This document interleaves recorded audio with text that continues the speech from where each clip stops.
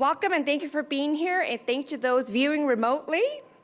I call to order this joint regular meeting of the Mayor and City Council and the Mayor and City Council acting as the successor agency to the redevelopment agency of the City of San Bernardino, the San Bernardino City Housing Authority, and as the San Bernardino Joint Powers Finance Authority at 5:04 p.m. Madam City Clerk, please call the roll.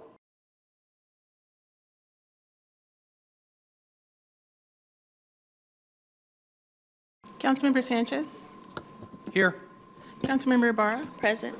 Mayor Pro Tem. Here. Councilmember Charette. Here. Councilmember Canas. Here. Councilmember Flores. Present. Councilmember Ortiz. Here. And Mayor Tran. Here, thank you. Okay, before we conduct city business, as a friendly reminder, as the elected leaders of the city, we will endeavor to be respectful to each other, our public, and especially our staff. Our behavior this evening sets the tone for how our residents, business community, and others view our city. We must conduct city business with professionalism and respectful behavior to build trust, credibility, and move our city forward. We also ask that to the audience to please observe proper decorum and do not speak out of turn or make comments from your seat. If you wish to address the Mayor and City Council, please be sure to submit a speaker slip. If you speak out of turn or disrupt the meeting, a warning may be given and/or you will be asked to leave the meeting pursuant to Government Code Section 54957.9 and Penal Code 403. You have until 5:15 to submit your public comments. We will now move on to invocation and pledge. Pastor August Smith from True Light Community Fellowship will lead tonight's invocation. Please approach the podium at this time. And I have Troop 920, San Gorgonio's Girl Scouts, Rhea Brown, Catalina Bedoya, Nevaeh Nava, Claire Thorpe, and Sydney Elliott. Please also approach the podium at this time as well. Pastor August, are you here? Oh, Bishop Fraser. You will be providing our invocation tonight. Thank you. Please all rise.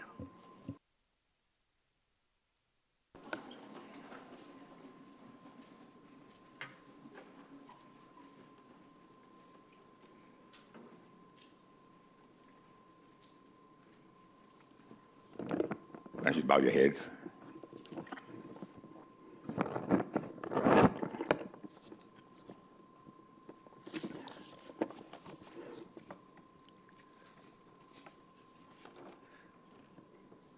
Father, we thank you for blessing our nation to be a mighty government in this earth. Thank you for allowing us to call upon you in our times of need as a nation. Thank you, Lord, for your bountiful blessings. We are grateful and we are blessed. Your name is prominent in our lives. You are a robe of majesty and armed with strength. The world stands firm and cannot be shaken. We praise you, Lord, forever and ever. You have wisdom and power. You control the courses of the world events, removing kings and setting kings, establishing countries, controlling their future. We ask, as we come today, we make intercession on behalf of those who are in position of authority in our city, in our state, in our nation, so that we can live peacefully and quietly, live marked with godliness and dignity. We pray for the president and all states, nation leaders. We pray for our mayor, our city council members, and all our local leaders.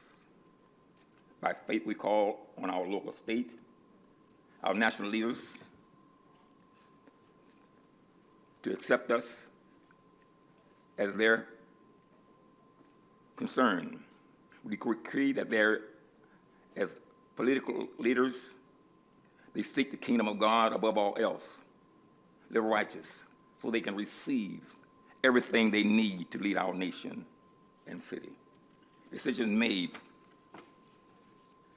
political leaders will inspire and direct us through your Holy Spirit. We destroy the assignments of the enemy We silence the voice of the demonic forces. We ask that you bless this setting this evening. In the name of the Father, Holy Spirit. Amen.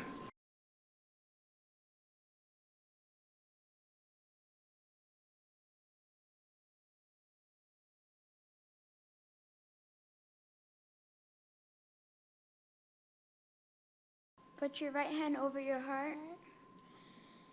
I pledge allegiance to the flag of the United States of America and to the republic for which it stands, one nation, under God, indivisible, and liberty and justice for all.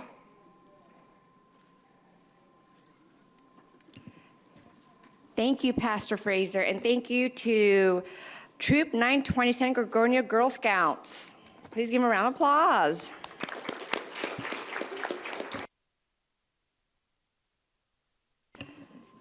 Mr. City Attorney, is there anything to report from closed session? Thank you, Madam Mayor. The council met in closed session for the 3 items listed on the agenda. There is no reportable action from closed session. That concludes my report. Thank you. Thank you, Mr. City Attorney. Moving on to presentation, the first one is the San Bernardino County Transportation Authority, also known as SBCTA, Measure I presentation, presented by Otis Greer, Director of Legislative and Public Affairs of the San Bernardino County Transit Authority. Oh, I see. Okay, Mr. Greer is not here yet, so we'll move on to the next presentation. Oh, Azam, would you like?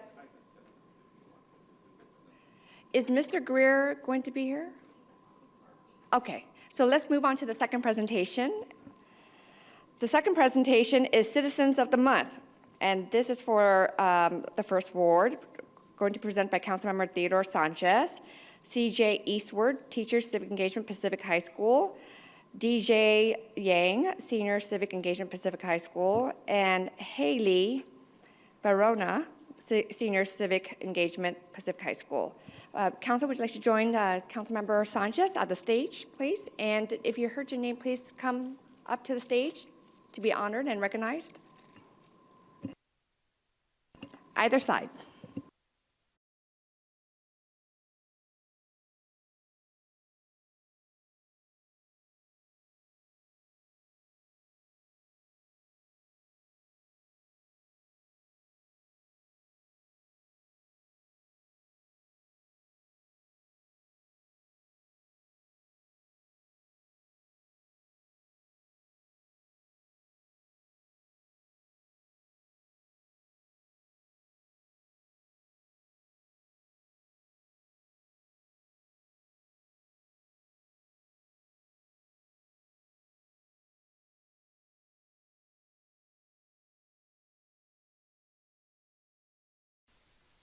Hello. Is it on? Oh. So there we go. All right, so I was invited by a teacher from Pacific High School, CJ Eastwood, to attend, I'm already forgetting what it was, but what really left an impression with me was the... No. Yeah, it's better. It's better I don't say it. But what really left an impression with me was the quality of students and the quality of the teacher, CJ. His students are our future, and specifically the students in his class. He has really embedded in them a sense of civic duty and has built up their talents. Those talents were deep down inside. What CJ has done is bring those out. Those students with confidence were able to stand in front of a room full of adults and express their opinions eloquently, clearly, concisely, definitely better than me.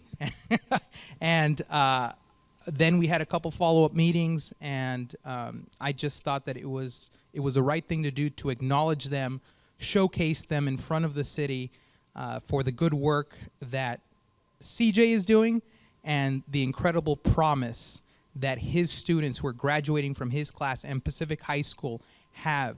They are going to be a really positive, profoundly impactful generation and group of students, not just in our city, but in our country. So I want to, if we can give a round of applause. So we're going to test that speaking ability. I'm going to hand it off, and I'll let you say a couple words. Okay. I just want to say thank you for this opportunity. I never thought that I would be here. If you would ask me my freshman year, it's now my senior year of high school, but if you would have asked me my freshman year of high school, I would have told you I knew exactly what I wanted to do, and it was to go directly into the medical field. But ever since, my wonderful, amazing history teacher has been like a role model, a father in the classroom, building really good connections with his students and engaging his students in civics was a really big part of Pacific now, and I'm just really excited that I'm here and excited to see where this can take me. Do you want to say some words? There you go. You see, that's another great example of how good of a teacher CJ is. He let his students have the spotlight. He sets them up for success, and then he takes a step back. So I want to thank you, CJ, for everything you're doing. That's it. Let's do the picture with the certificates open. You want to hand that certificate over? And we'll hand this one off to CJ. There we go. And maybe I'll throw the microphone into the audience.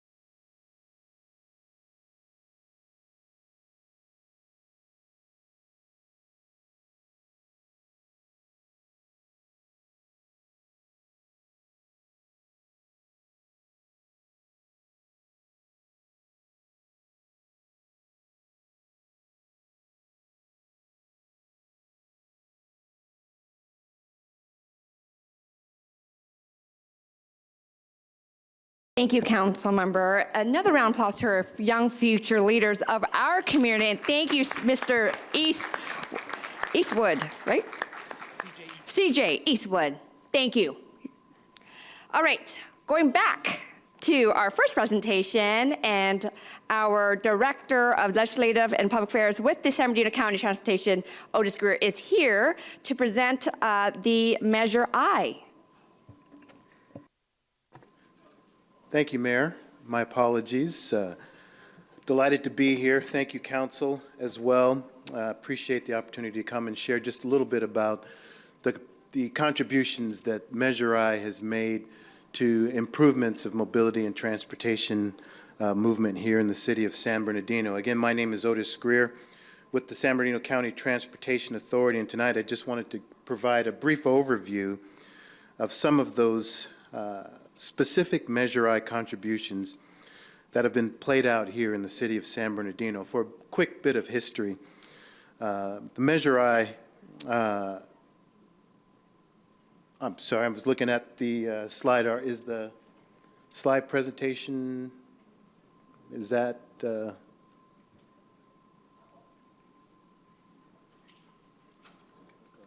think it'll advance. Yes, there it goes.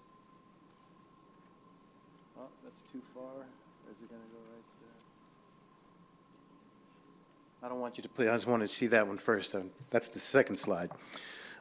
Just for a quick bit of history, our agency was established in 1973 as a council of governments here, also known as the San Bernardino Associated Governments, or SANBAG, which many of you may have known from our previous names. It serves as the regional transportation planning agency for the county's 24 cities, towns, and its 5 supervisorial districts with representation from every jurisdiction in the county. In 2016, all of our functions, the Transportation Commission, Freeway, Emergency Services, Congestion Management, as well as the Transportation Authority, were consolidated into a single entity, now known as the San Bernardino County Transportation Authority. Our primary duty is to serve as an administrator, if you will, of the half-cent sales tax, Measure I sales tax, that's used for transportation improvements throughout the county. And if you don't mind, I'll take a moment and show you a brief video.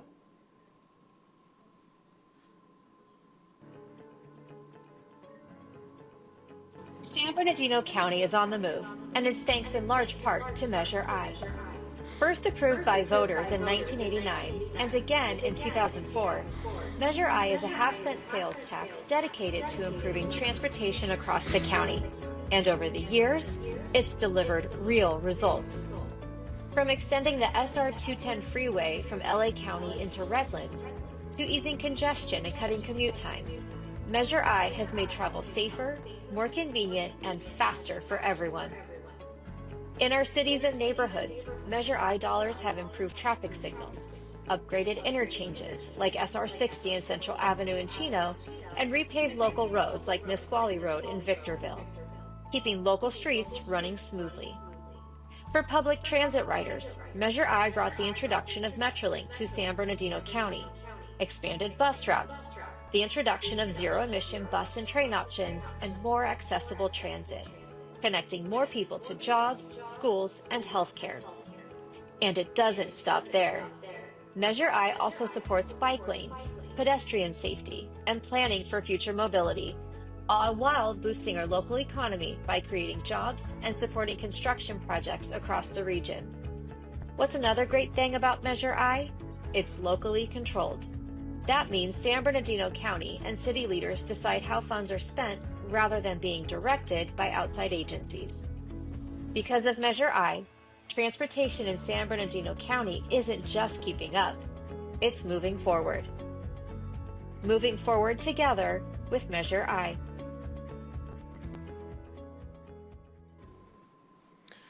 And so just a little bit more about Measure I. It's a countywide half-cent sales and use tax that was approved by the voters initially in 1989 for funding projects that were built and developed through 2010. It was so successful that Sandbag at the time went back to the voters in 2004 to extend this beyond the 2010 sunset date into 2040, which is the measure that we're currently in right now. Measure I, since 2010, has raised more than $2.5 billion for transportation projects in San Bernardino County. It's contributed to more than $700 million for local streets and roads and sidewalks, pothole repairs, traffic signals, and then when combined with state and federal funds, Measure I has helped deliver about $2.9 billion worth of transportation improvements in the county, as well as produced 32,000 jobs. Now, those figures don't include the contributions that Measure I has made to many of our public transit agencies, such as Metrolink, Omnitrans, and those services that you see here, special senior and specialized services. Measure I has contributed to a host of projects in the region, including the 210, the 215 widening, the extension of Metrolink through the city of San Bernardino, the downtown transit center, and lest we not forget one of the more major projects that we'll have an opportunity to celebrate here in August is the completion of the Mount Vernon Bridge, reconnecting an important artery for those two communities.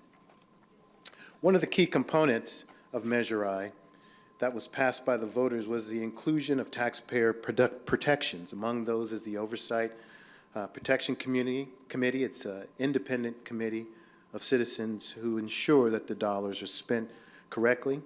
There's a 1% cap on what dollars can be spent on administrative needs, and it is regionally allocated, a return-to-source model, so that dollars generated in a particular region are returned back to that specific sub-area.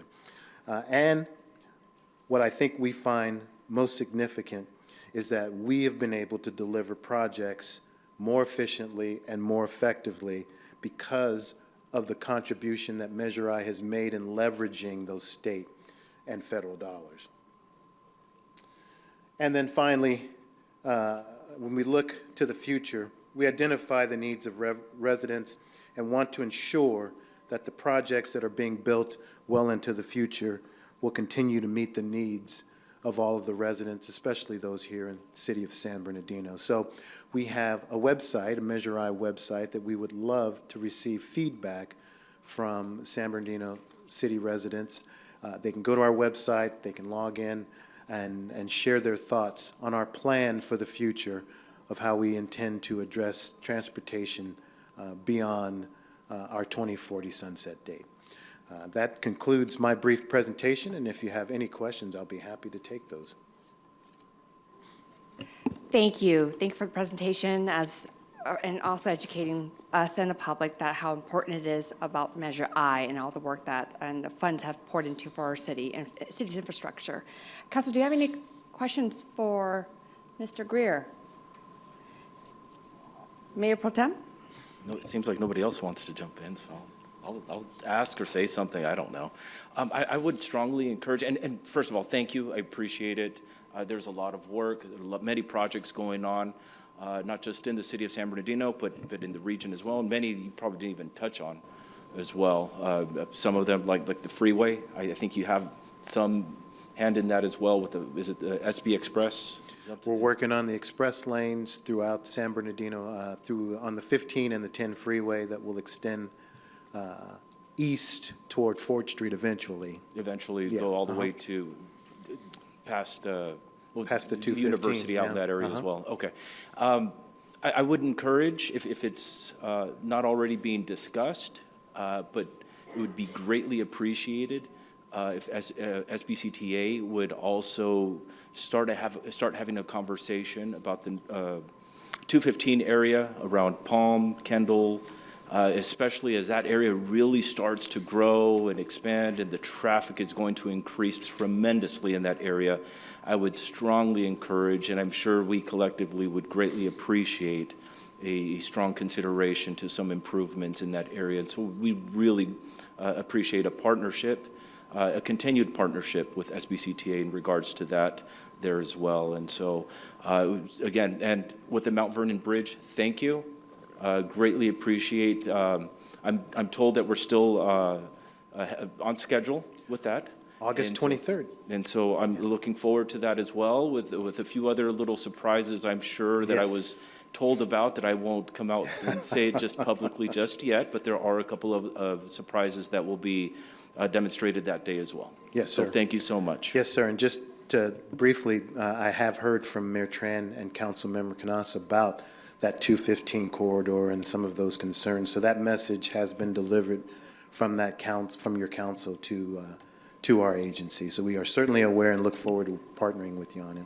And the council member and the mayor are very strong advocates of that. And so I wasn't aware of that, but it does not surprise me because I know that they're very strong advocates for that. And I just wanted to make sure that it's on your radar, that we collectively agree that that's something that we would appreciate that needs to be done as well. Yes, sir. Thank you. Yes, sir. Thank you, Mayor Pro Tem. Any other questions or comments? Seeing none, thank you, Mr. Greer, for the presentation. Thank you, Mayor. Have a great evening. You too. Thank you, Mayor. Thank you, Council. All right, we'll now move on to appointments. We have one appointment. It's the Arts and Historical Preservation Commission appointment of Robert A. Porter. Madam City Clerk, do we have any public comments for this one? No, we have no public comments for this one. None, okay. Move to approve. There's Second. a motion. Thank you. There's a motion, second.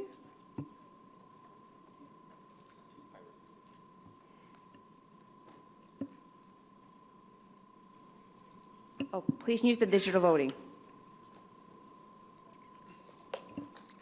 Motion passes unanimously. Thank you so much. Thank you, Council. Now I would like to bring up Robert Porter. Are you here? Come on the stage. Council, would you like to join me to celebrate his appointment? Please.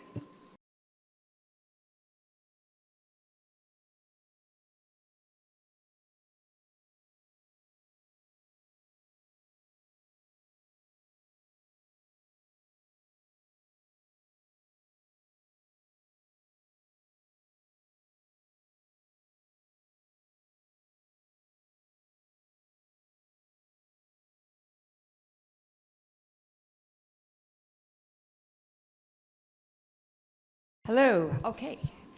We're gonna swear you in, Mr. Porter. I'm ready. Thank you. Madam City Clerk is approaching. Raise your right hand. I, Robert Allen Porter,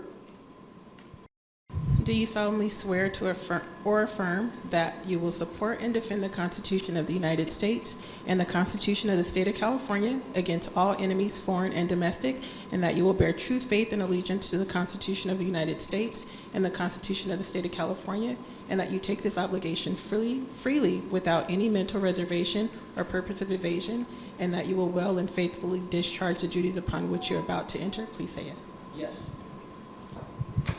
Congratulations. Thank you so much, Mr. Porter, for willing to step into the arena to serve civically in your community. And I know you love San Bernardino. my heart. I'm going to turn this over to you to say a few words. Cool. There's a lot of things that I should say, but I just took an oath of office. So now I have a responsibility to everyone, right? So I'll change how I do things, focus more on the positive, and let's get some money to the Arts and Historic Preservation Commission.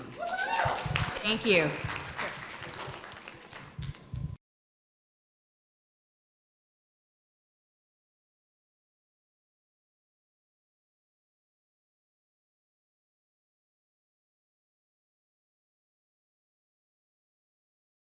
Give that guy a raise. Thank you so much. Thank you, Council.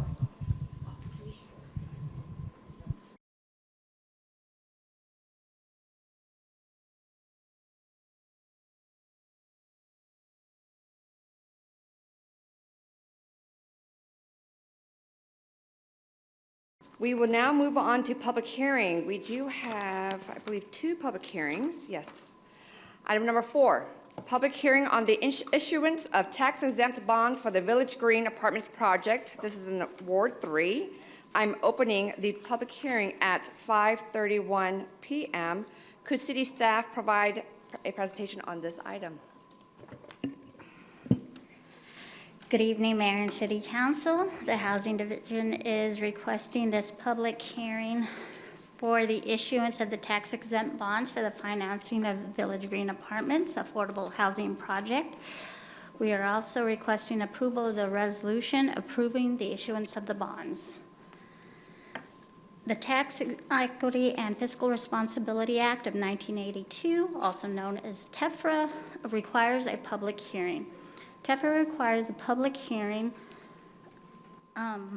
and approval by the local government where the project using the tax-exempt financing is located. This ensures transparency and allows members of the public to comment on how these funds are being used before the financing is approved.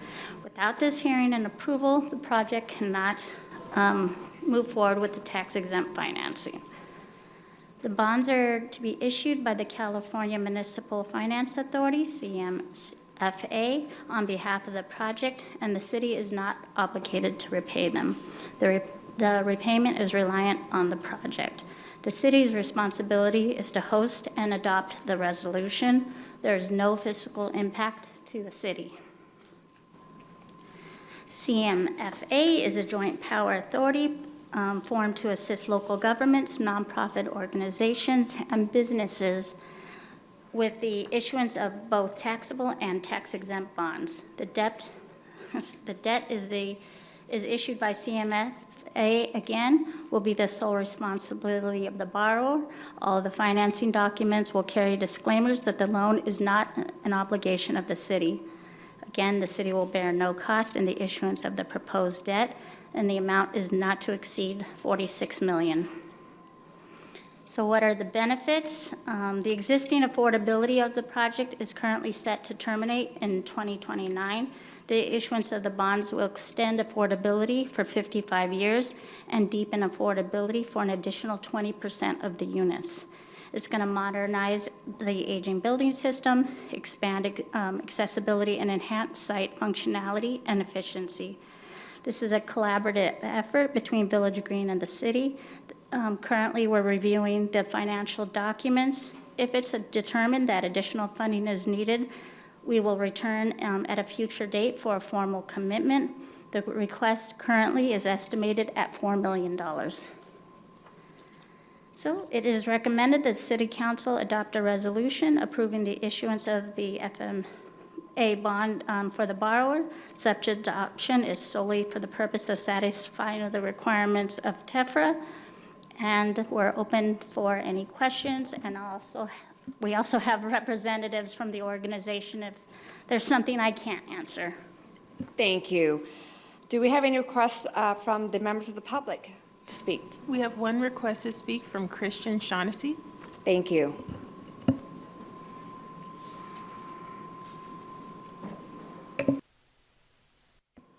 How's it going, folks? Council, Christian Shaughnessy here from the 2nd Ward.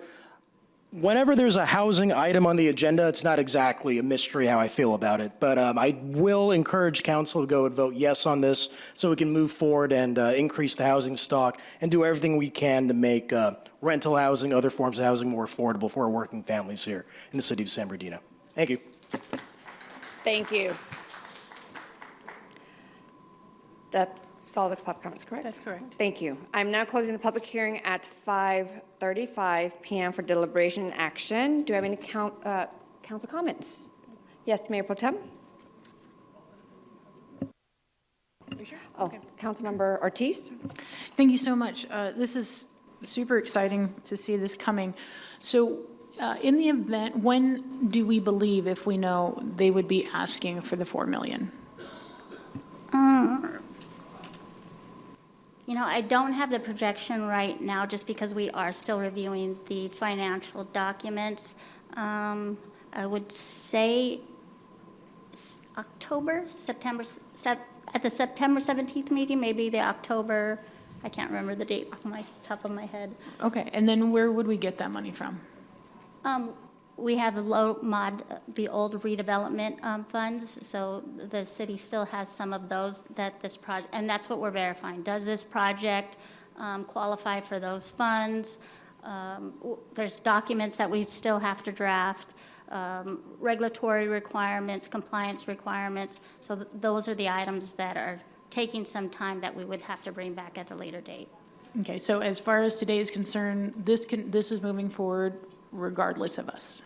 Oh, yes. Perfect. Yes, this is separate from the money that we may be contributing. Now, will this project not be able to move forward if we don't give it $4 million? I can't say until we finish doing all the financial review. Okay. All right, thank you. Thank you. Mayor Pro Tem? Thank you, Mayor.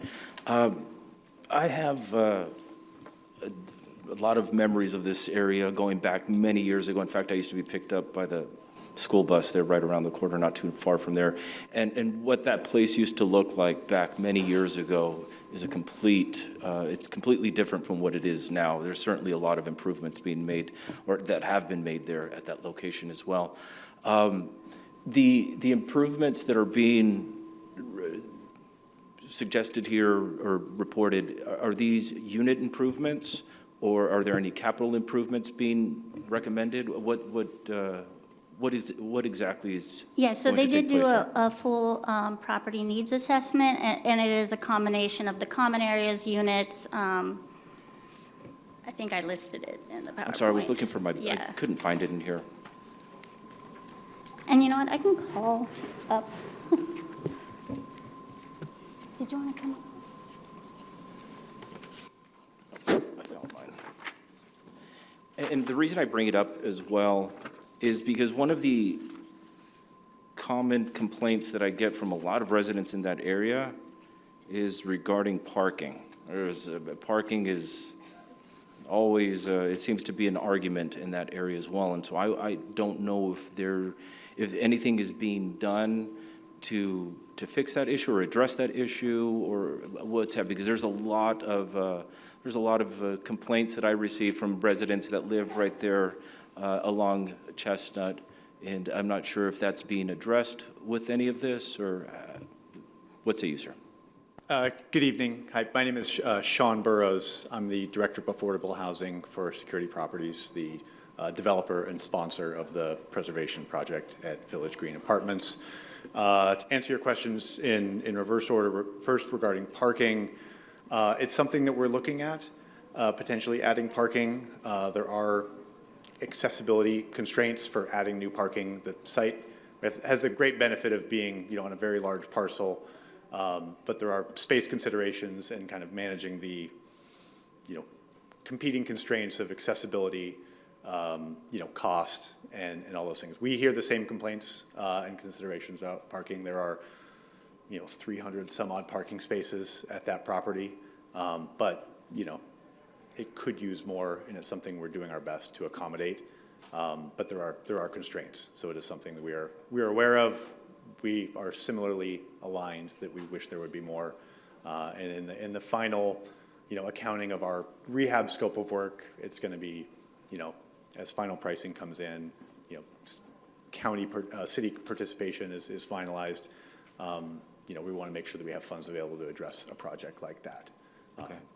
I appreciate you, and the fact that you're aware of it. I'm glad to hear that you are aware of it, because it's especially in that little corridor, that little area, I get many complaints regarding parking, and some people can't access their mailbox because there's always a car blocking, or the post office or the mailman won't drop off their letters because there's a car blocking the way. There's always, I'm sorry, I'm getting a lot of feedback here. There's always an issue, something going on in that area surrounding parking, and so. And certainly, our management team and site staff, are hearing the same complaints. It's something we've taken on board. Our architect has come up with plans, but I said, I said the constraints generally are, one, can we make new spaces comply with all current, land use, planning, zoning regulations, particularly with respect to accessibility of any new constructions. Requirements for then, electric vehicle charging stations for new parking, all those types of things. So it is very much on our radar, and we're doing our best to accommodate it, especially considering the space that we do have at the property. And then the other one, every once in a while, I'll drive through the area. There is a neighborhood association that's quite active in that area as well, and they host their meetings right down the street. Every time I attend their meetings, there's always seems to be a lot of water draining from the facility as well. I'm not sure if there's a pipe issue or something, but the street seems to not flood, but there's always a flow of water coming from the complex. I'm not sure if that's also been looked at. Are you aware of that? I specifically was not aware of it. I'm happy to hear that, have it brought to our attention. There were significant water efficiency improvements made within the last 3 years at the property. And as part of our renovation scope, we are also installing new smart irrigation controllers throughout the property, which, I don't know if it would address that specific issue, which we need to address regardless. But we're also hoping to add, significant water usage savings to the property, and, to keep it as, green and verdant as it is. Okay. That's all.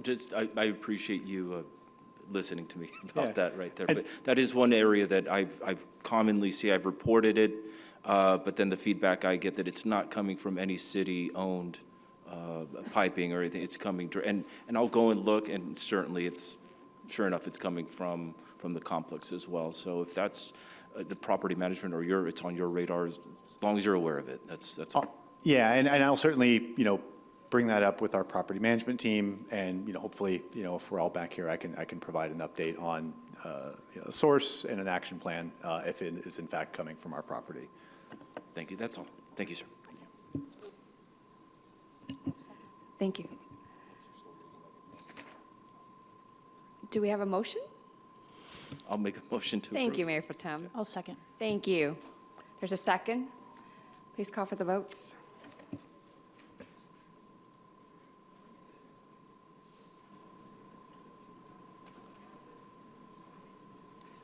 Motion passes unanimously. Okay, thank you. Thank you, council. Next, public hearing item number 5, public hearing on fiscal year 2025-26 assessment levies for previously formed assessment districts. I'm opening public hearing at 5:44 p.m. Could city staff provide a presentation on this item?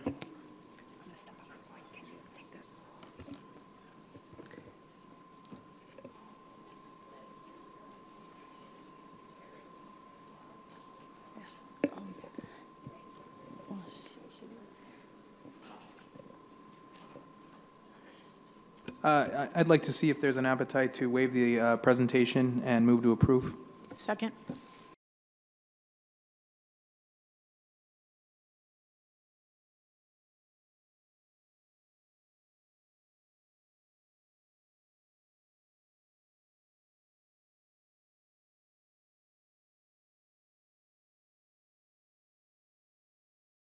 Yeah, I'm sorry, it was just passed along to me here, so, I'm sorry, my apologies. Did the mayor actually open the hearing yet?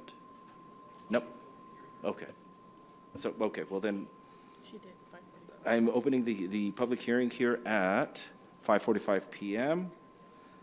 Then I'll officially ask for the staff to provide a presentation at this time, but it sounds as though the council has already waived Mayor Pro the Tem? presentation. So. Mayor Pro Tem, this item has already been voted on. The mayor opened it before she walked away from the dais, and then there was a first and second by, yeah. Okay, well then, do we have any requests to speak No.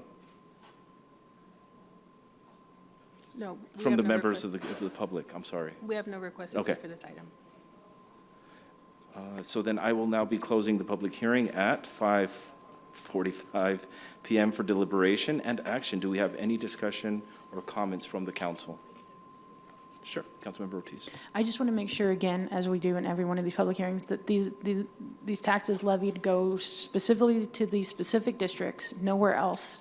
And then are we going to receive, because I think every time this comes up, I ask, are we going to receive a line item expenditure, or at least the allocations at some point in the next 6 months so that we can verify? Is that, Mr. Spicer, is that something?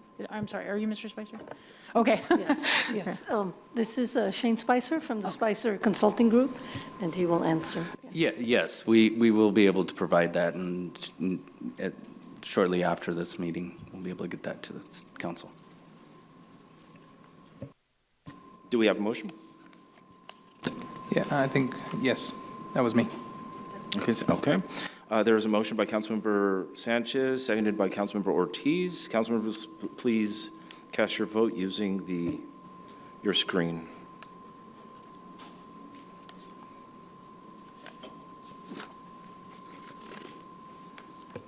Motion passes unanimously. Thank you very much.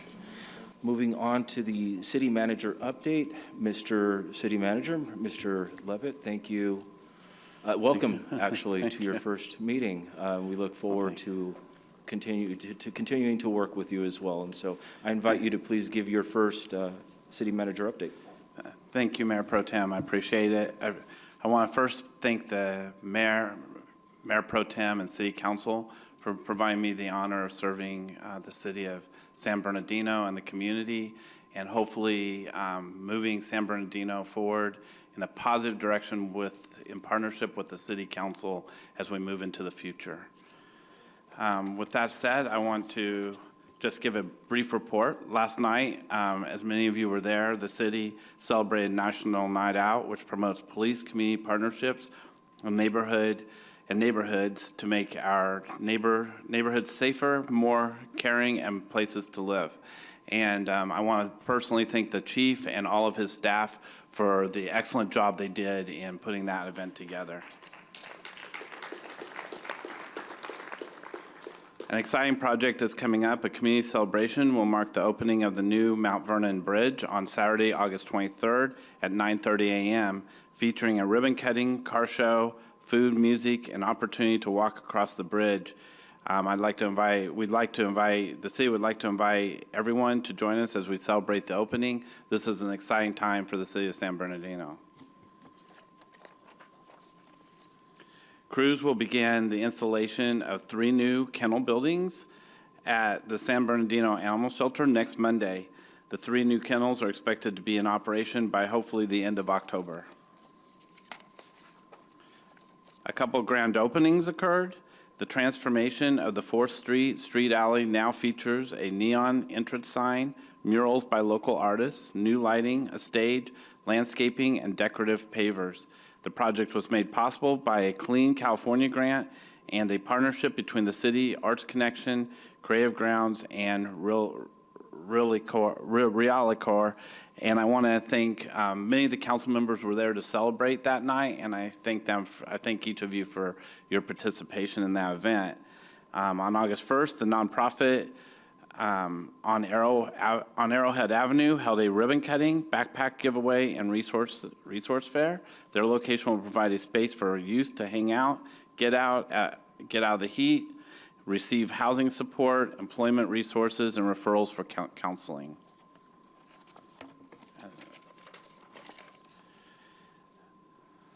As you're aware, the city has a Love Your Block community mural program Love Your Block community program that we have started with grant funds.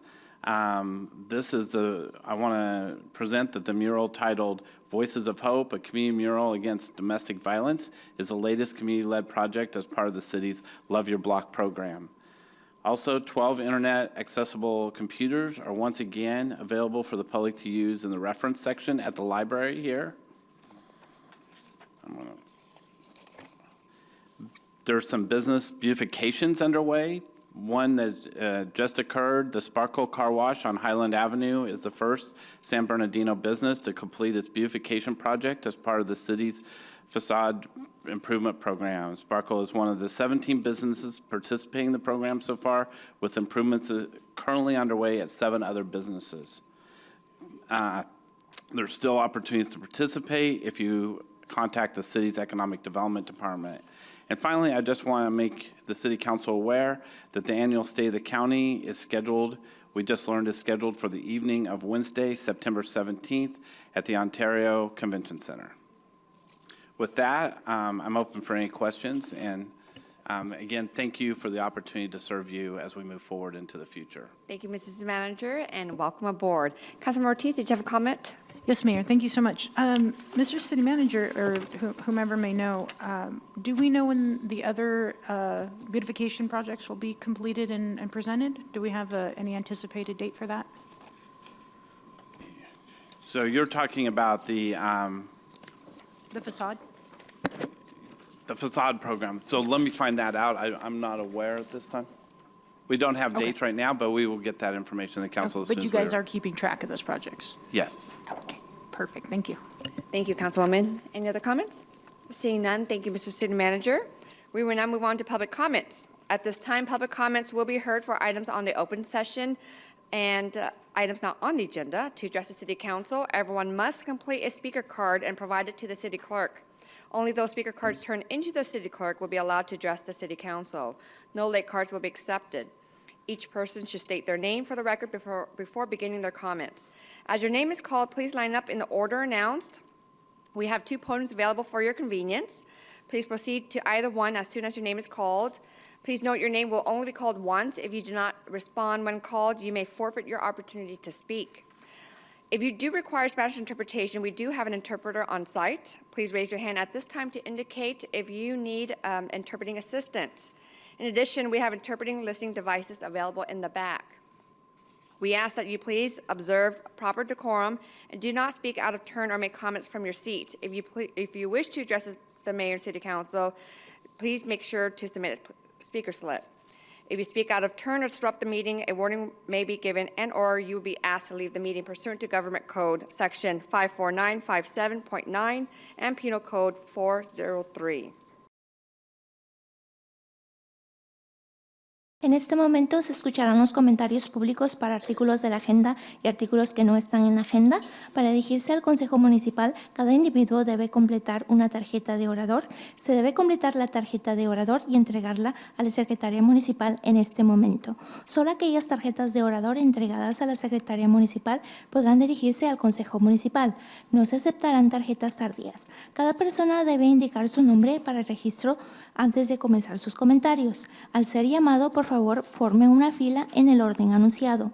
Disponemos de 2 podios para su conformidad. Diríjase a cualquiera de ellos tan pronto como se llame su nombre.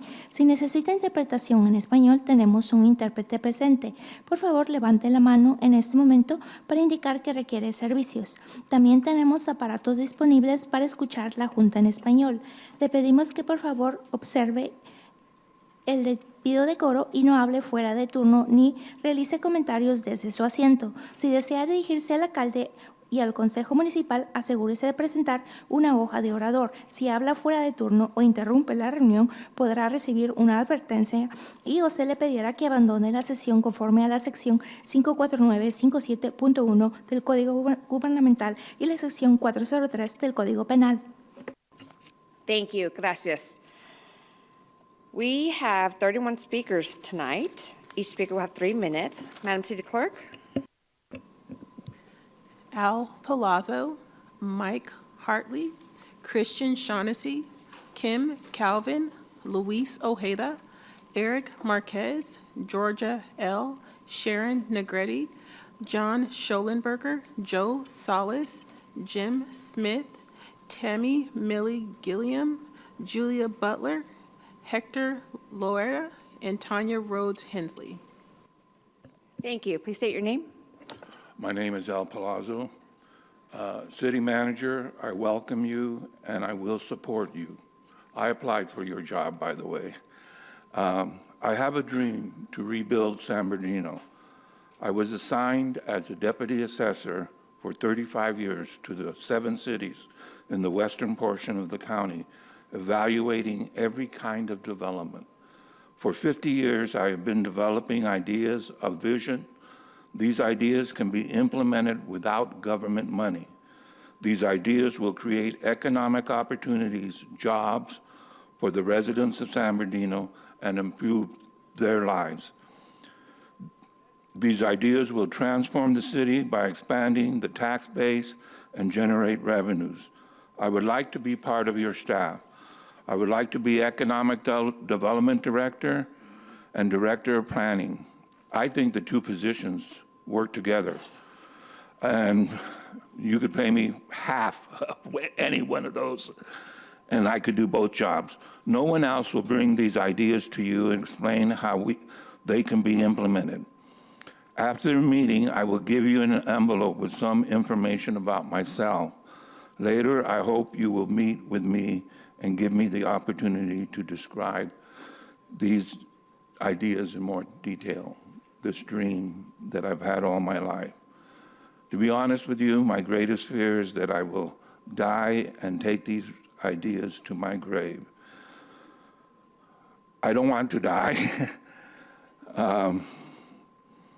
I just had a heart attack, but I believe these ideas will make San Bernardino a better place. Thank you. Thank you. Next speaker, please state your name. Hi, I'm Eric Marquez, and congratulations on being appointed city manager. And we have the same name, except yours is misspelled. And so that's nice. And my garden's doing well still. It still exists. Lots of weeds, very proud. But I kind of wanted to talk about the tax-exempt bonds on item 4. Now, as a taxpayer, I've always dreamed of municipal bonds. It always seems so magical to me. A bond that is tax-exempt. I love money more than usual things or nouns. By the way, a noun means person or place or thing. So I'm very excited about that, and I hope that the city website will have some more information on how to purchase these municipal bonds, because I love not paying taxes. It's one of my favorite things. Then also we need housing too, I guess. But money. I love avoiding taxes so much. It's one of my true passions.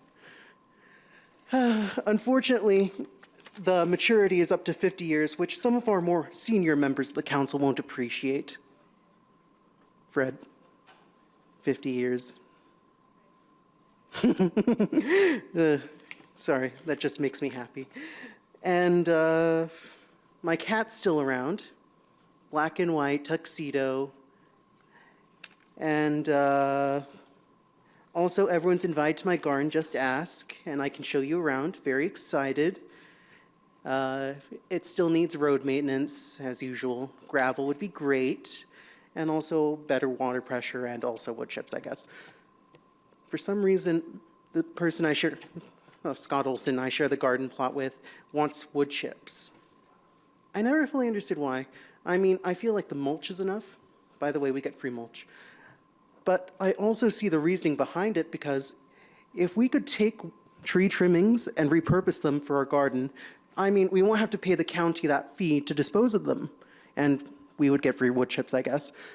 I mean, but we also have to keep into account the less biodegradable plant fibers like palm trees. That doesn't make the best wood chips and would need to be separated and then disposed of separately. And I still think I'm better than all of you because of my cat. I don't like Fred. Oh, I also think that there should be an oversight committee for the bonds and or any future bond projects that we may develop, because I love avoiding taxes and public oversight would be nice. Okay, bye. Thank you. Next speaker, please state your name. How's it going again, Council? Christian Shaughnessy here. Well, first off, I'd like to welcome Mr. City Manager. Thank you for coming on. Thank you for coming on down to our city and taking up the mantle of this challenge. The city has many difficulties, but with a lot of fostering collaboration, a lot of unity, we can go to get things done over in the city. So thank you for coming on down. But on that note, I wish I could come on a more positive, optimistic tone, but some days ago there was a 51-year-old woman who unfortunately passed away close to Paris Hill Park at a place I've actually done some street outreach at before. And oftentimes when we see these news headlines, or oftentimes when you look at the CES lists, or you think of the issue of homelessness, these things can be rather abstract to us. But the 51-year-old woman who passed away, she had a name. Her name was Teodora Mendoza. And if we would have put enough resources into our mental health, if we would have put enough resources into countering homelessness and affordable housing, there existed the very high possibility that perhaps Teodora would not have had to pass away. And I know that oftentimes it's easy to say these things, but I just want to say to all of you, whatever it is you have to do to put politics aside, to ensure that what happened to Teodora never happens to anybody else, please do so. And if you need any help from the community, if you need help from any nonprofits, let's have that spirit of collaboration. Let's have that spirit of unity. I know I haven't gone along with everybody up there. I know not everybody up there has gone along with me or with other people. But let's come together. Let's focus on bipartisan solutions for these issues, and let's save people's lives. And on that note, I also want to say thank you to the folks at the San Bernardino Police Department. From the news reports I've seen, the life of the second woman was saved from those dogs because of police intervention. So I want to say thank you to them, and let's also ensure they get the resources and that our housing and homeless folks get the resources to save people's lives. So thank you. Thank you. Next speaker, please state your name. Good evening, Council. My name is Georgia. I want to talk about the misinformation coming from Animal Services, which is a deliberate deflection, pointing fingers at the citizens and volunteers to cover for the collapse of leadership.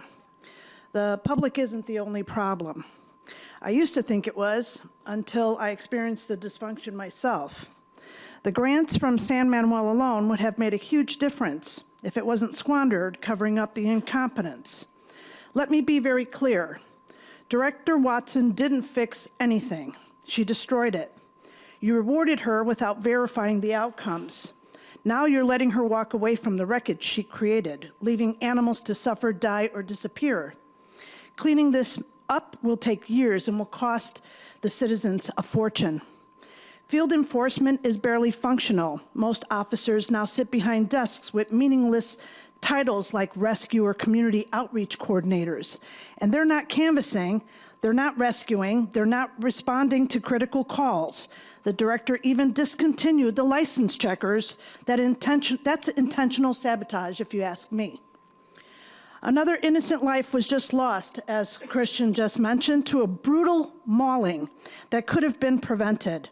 You knew there was a problem. You did nothing. How many need to be injured or killed before you do something outside of culling these animals?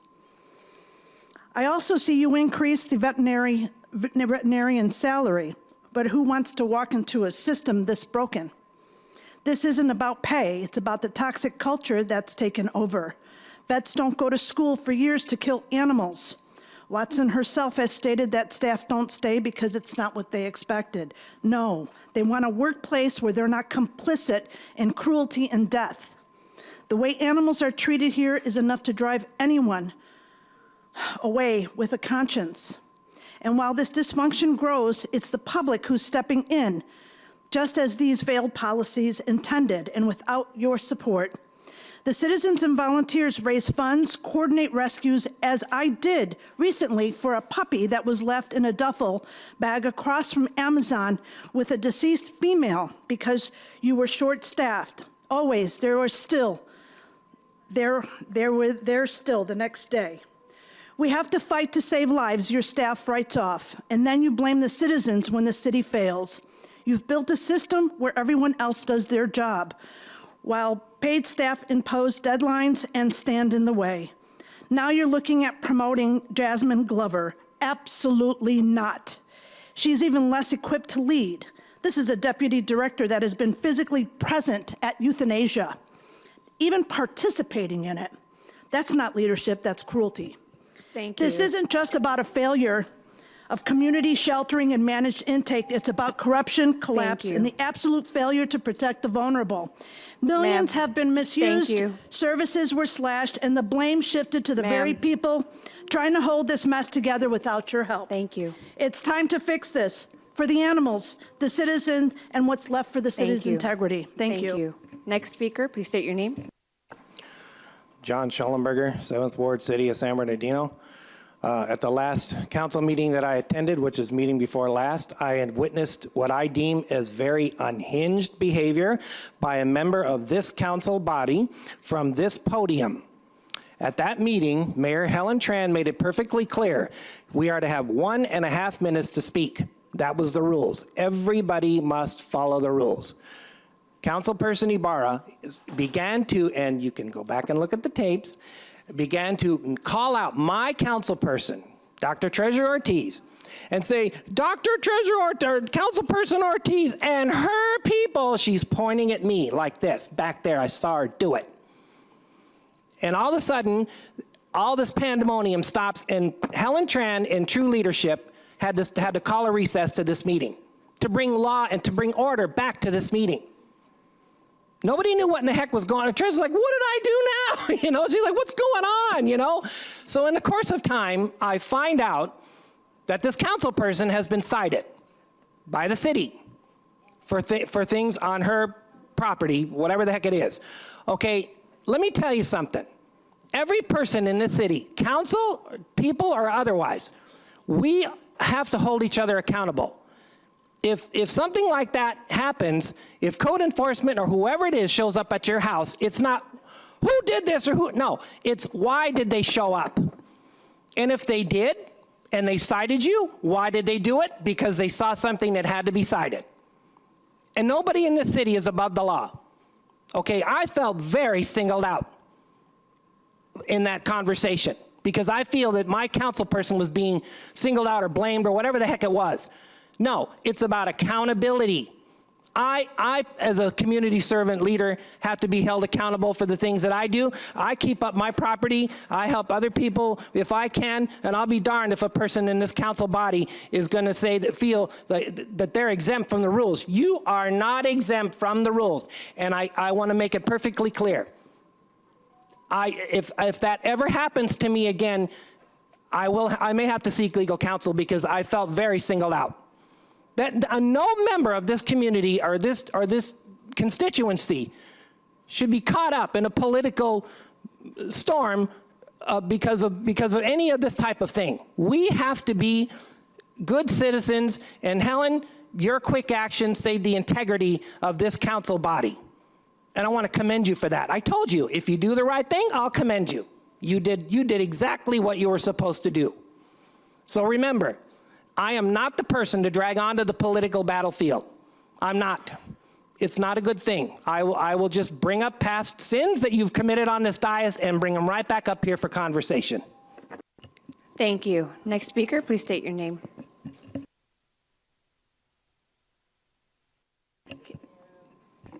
Okay, my name's Tammy Miley Gilm. This will be my first initials. So I really don't know what I'm going to say, but I will let it flow. I'm a resident of San Bernardino all my life. I'm 55 years old, and I've seen this town go through many different changes. I come from a good background. My family has always been willing to be upfront and do what they need to do. I'm concerned about the homeless situation. I'm concerned about the funding. I'm concerned about there's not enough funding for the homeless to be assisted to into transitional living and permanent housing. Because if we drop the ball, we get to the permanent housing, they go through it, but we don't have enough funding, then it's going to go right back to a fish chasing a fish's tail. So it's a vicious cycle. And I've been dealing with this with foundations that are willing to be a third party, willing to get those resources. The thing that we're coming up against is that there's criteria category of Foundation of Illumination Foundation San Bernardino. We have Helping Hearts. We have Operations Grace. At one time last year, I believe, the parks were full of tents. Residents don't want to see that. That's the last thing we want to see because most people are compassionate and caring. It can happen to any of us at a click of an eye. So what I'm proposing is that we need to find out exactly what happened and why IEHP, Molina, and these other resources are the ones that are giving the funding and helping the homeless as well in directive of recuperatives. There's buildings that you guys have throughout San Bernardino, Redlands, where the orange groves used to be, that are not being used. We have to get a place where it's going to be a success, not a failure. San Bernardino cannot afford to be failed anymore with this homeless. We got to get it crunched. We have kids we're raising, and my kids come from this city, but they've moved on, and I did very well. And I'm telling you, San Bernardino can be a good place.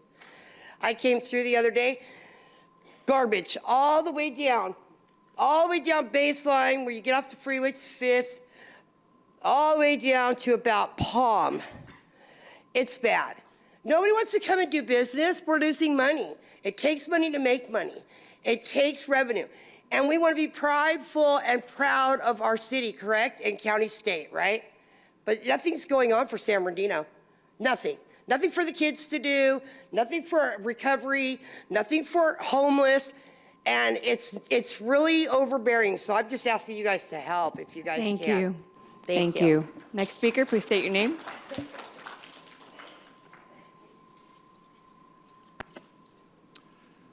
Mayor Tran, honorable council members, all of you, you're doing a great job.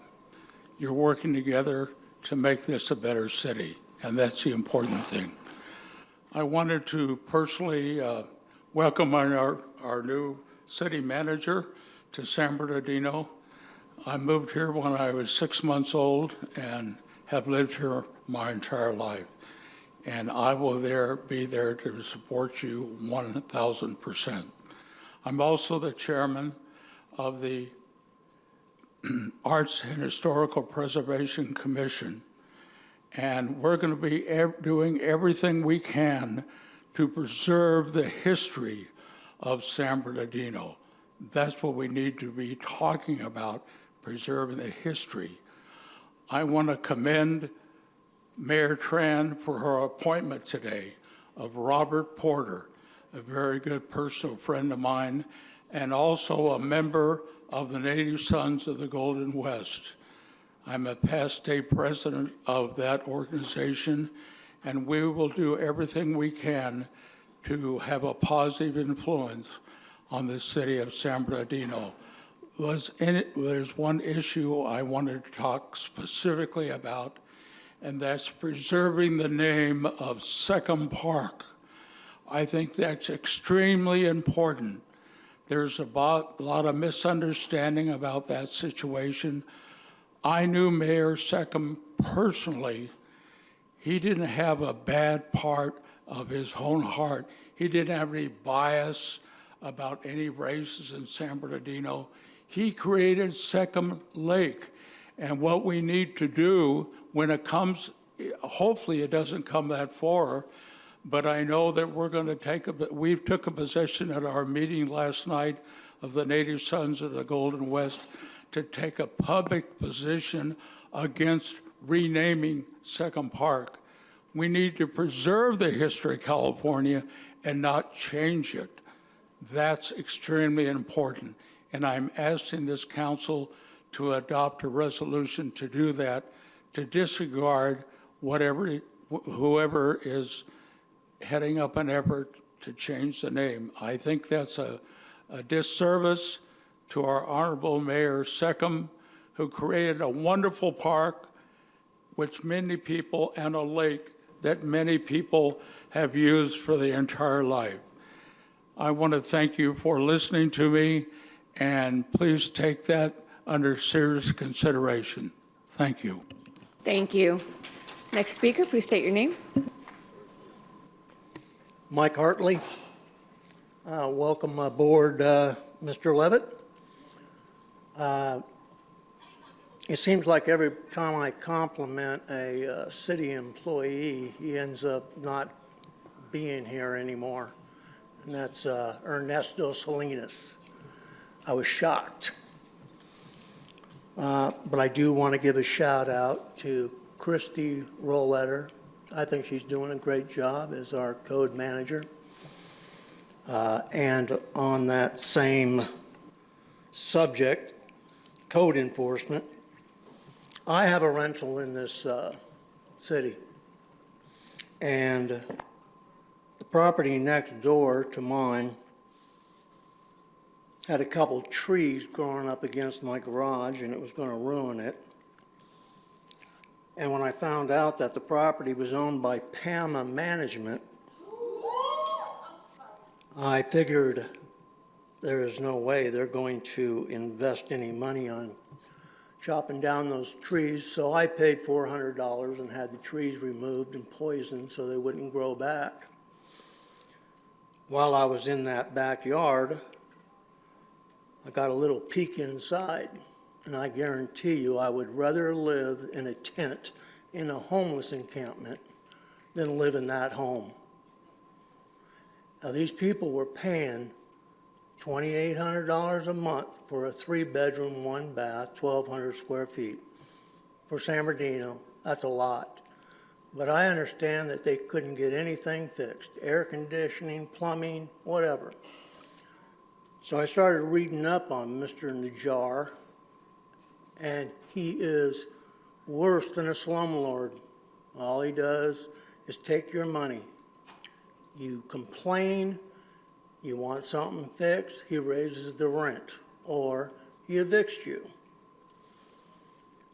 I can guarantee you the inspections I paid and the business license I have to pay for to rent a home, I know these guys couldn't possibly be doing the same thing because their house is the only one that has a dirt front yard, no grass, and the inside is horrendous. So when it comes to the items to be considered, I'd like number 19 to be truly considered. We need to get this city back the way it used to be. And the slumlord PAMA needs to get out. Thank you. Thank you. Next speaker, please state your name.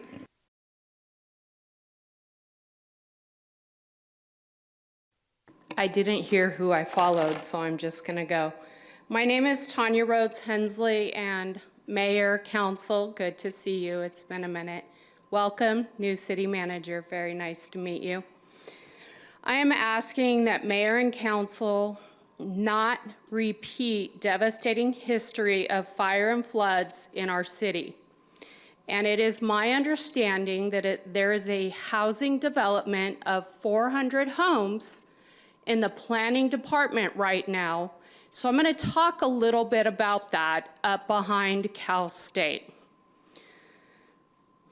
We all know the Greenbelt out at the end of 40th, and if you don't, you need to go visit it because I can tell you exactly where my home used to be in that green belt. And yes, my home was in those floods. It is the only house that survived, and you can look it up in history. They cut it in half and they moved it up to where it is now. When you look at that in 1981, it was my grandmother's dying breath to get that back into her name after the floods, okay? Our city allowed building in a floodplain. If you look at the area now, I pulled the maps a year ago, it is a flood zone up behind Cal State. If you go up there and look at the channeling, it is all flood. With that, I'm going to talk to you a little bit about that area. The city has a developer from the Bay Area in Florida wanting to place 400 homes on postage-sized 2,500 square foot lots.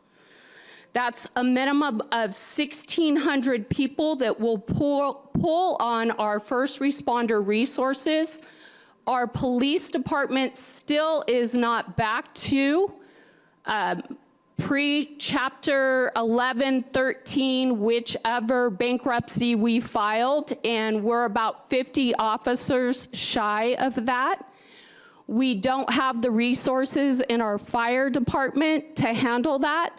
So with those things being said, it's one access road in, one campus road out, and there's no way that those homes should go there. If they're going to look at something like that, it needs to be rural estate, not multifamily housing, because they won't be able to afford the fire insurance in that area. Because that is all fair plan, if you look it up. So it's not economical, affordable housing that they're looking at putting in there. They're looking at coming in, getting everything they can out of our city, and then saying, see ya. Do not let history repeat itself. Thank you. Madam City Clerk? Esther Gonzalez, Carmen Gallegos, Dolores Armstead, Ashley Dial, Aisha Nash, Christian Flores, Sandra Salazar, Ron Alvarado, Diane Lopez, Terry Boykins, Patsy Tucker, Alexis Theodoro, Angel Lira, Vanessa Alfaro, Trayvon Martin, Lydia Zavala, Michael Garcia, and Claudia Casillas. Thank you. Please state your name. Joe Salas, Fourth Ward. It's interesting always to listen to my fellow residents about issues they may have in the city, whether it's housing for the unhoused, our roads. And I always say that the way that how do we pay for that? And I always say it's economic development. I've been speaking about this a little bit for the last month, and what opportunities come up to our city. One of the travesties is the Gateway Development Project that was up there on 5th Street. I like Del Taco, I'm not gonna lie. You'll see me there every once in a while buying a breakfast burrito. But the majority of it is development that's oriented around these themes, something that is fast, cheap, and not good for the people. Economic development, we have this great opportunity in San Bernardino, being next to the only identified blue zone in the entire country. For those who don't know what a blue zone is, blue zone is a zone where people live extraordinary lives, and it's Loma Linda. We share about 2.5 miles of city boundaries with them. I think if we had economic development that was oriented around towards branding this extension of the blue zone, San Bernardino would be attracting a lot of different developers. We are right here next to Loma Linda. If you look at the old, we always like to look at the old orange crates, we had when this used to be all orange groves. I think it was alluded to inside. This was the reason as to why people came here. It was the branding of the community. And this all starts with our great new city manager. Mr. Eric, thank you for coming to take the challenge of San Bernardino. There will be lectures and books written about your performance if you can turn our city around. And I believe that you are the person who can build a team to do that. With the idea of when we come up with our budget next year, about a month ago, there was $2 million spent on police cars, and I see the wisdom in that. We need better response times for our residents to keep people safe. But imagine if $2 million went into a planning department, how many planners I could have bought. Talking to some developers in the area, we could have had the Renaissance Project in our community. The Renaissance Project gives $95 million in tax revenue every year to the city of Rialto. Imagine if we had that in San Bernardino. We'd be able to hire more code enforcement for dilapidated properties. We'd be able to get out all of these people who don't care about our community. And another thing that I'd like to see the city focus on is home ownership. We have the second lowest rate of home ownership in Southern California. LA City's got 36. We are second with only 42% of our people own the property that they live in. You want to talk about the way that people treat their neighborhoods, their environment? That is when we have better home development. Thank you. Home Next ownership. speaker, That's all I please got. state your name. Diane Lopez. Good evening, members of the City Council. I'm here as a licensed clinical social worker who is devoted to the community of San Bernardino and is here to urge you to take immediate and compassionate action to protect day laborers in our community, particularly those who gather near Home Depot and other sites simply looking for work. These are people who wake up early, stand in the heat or cold, and are ready to take on the toughest jobs. Yard work, construction, moving heavy materials because they want to provide for their families. They are kind, respectful, and not causing any harm to anyone. They are simply asking for the opportunity to work with dignity. Yet, these same individuals live in constant fear of harassment, of being targeted by ICE, of being detained or deported simply for trying to survive. This is unacceptable, and we are disappointed that San Bernardino has done nothing to support our community. I am calling on this council to pass 2 ordinances. First, a sanctuary ordinance that limits local cooperation with ICE and protects undocumented residents from unjust detention. Second, an ordinance specifically protecting day laborers, ensuring they have the right to gather peacefully to seek work free from intimidation, harassment, and unjust enforcement. These workers are already some of the most vulnerable in our city. Let's show that we stand with them. Let's pass laws that protect their humanity and affirm that our city is a place of inclusion, not fear. Thank you. Thank you. Next speaker, please state your name. Yes, I'm Carmen Gallegos. I haven't been here in a while, but I have to address a few items, and hopefully I can get them quickly done and let someone else take a turn. I do believe that they party on both sides. So again, there's illegal and illegal. People were destroying the city. They allowed some kind of chemicals in those camps. So again, there's homeless camps, but then they added chemicals to it, so it's illegal factors. And then kids were missing school and going in there with it. So again, seeing eyesores, flipping your cars and bikes in a burned building, that is not normal. That's a lot of illegal contracting. And to see it with fireworks and then using children with fireworks, and then there's all these fires, yeah, there's a problem. They should have kept on that. They should have not took bribery charges from a bunch of idiots, and they still do it. So can I have a no fireworks sign in my neighborhood just to start with? I'm glad you eliminate the extra fire problems, because a lot of these businesses were suffering, and they were putting the hardship on a lot of people, a lot of good people. So again, they all need to address that and fix it, code the whole city, And that's sad when they're breaking into stores. And with arms. Stores with arms, that's when they should have went after them. That never should have happened. Those illegal idiots, or legal, they both got together and thought they would run to the ground. No, San Bernardino's coming back. San Bernardino's been here. They need to fix that. Thank you. And also the animals, you might as well have lottery tickets for the animals. Because actually the animals have clothed us and we ate a lot of the animals too. So again, they need to be supported. They should have free everything. Because we should have took care of them as well as we took care of our families and our kids.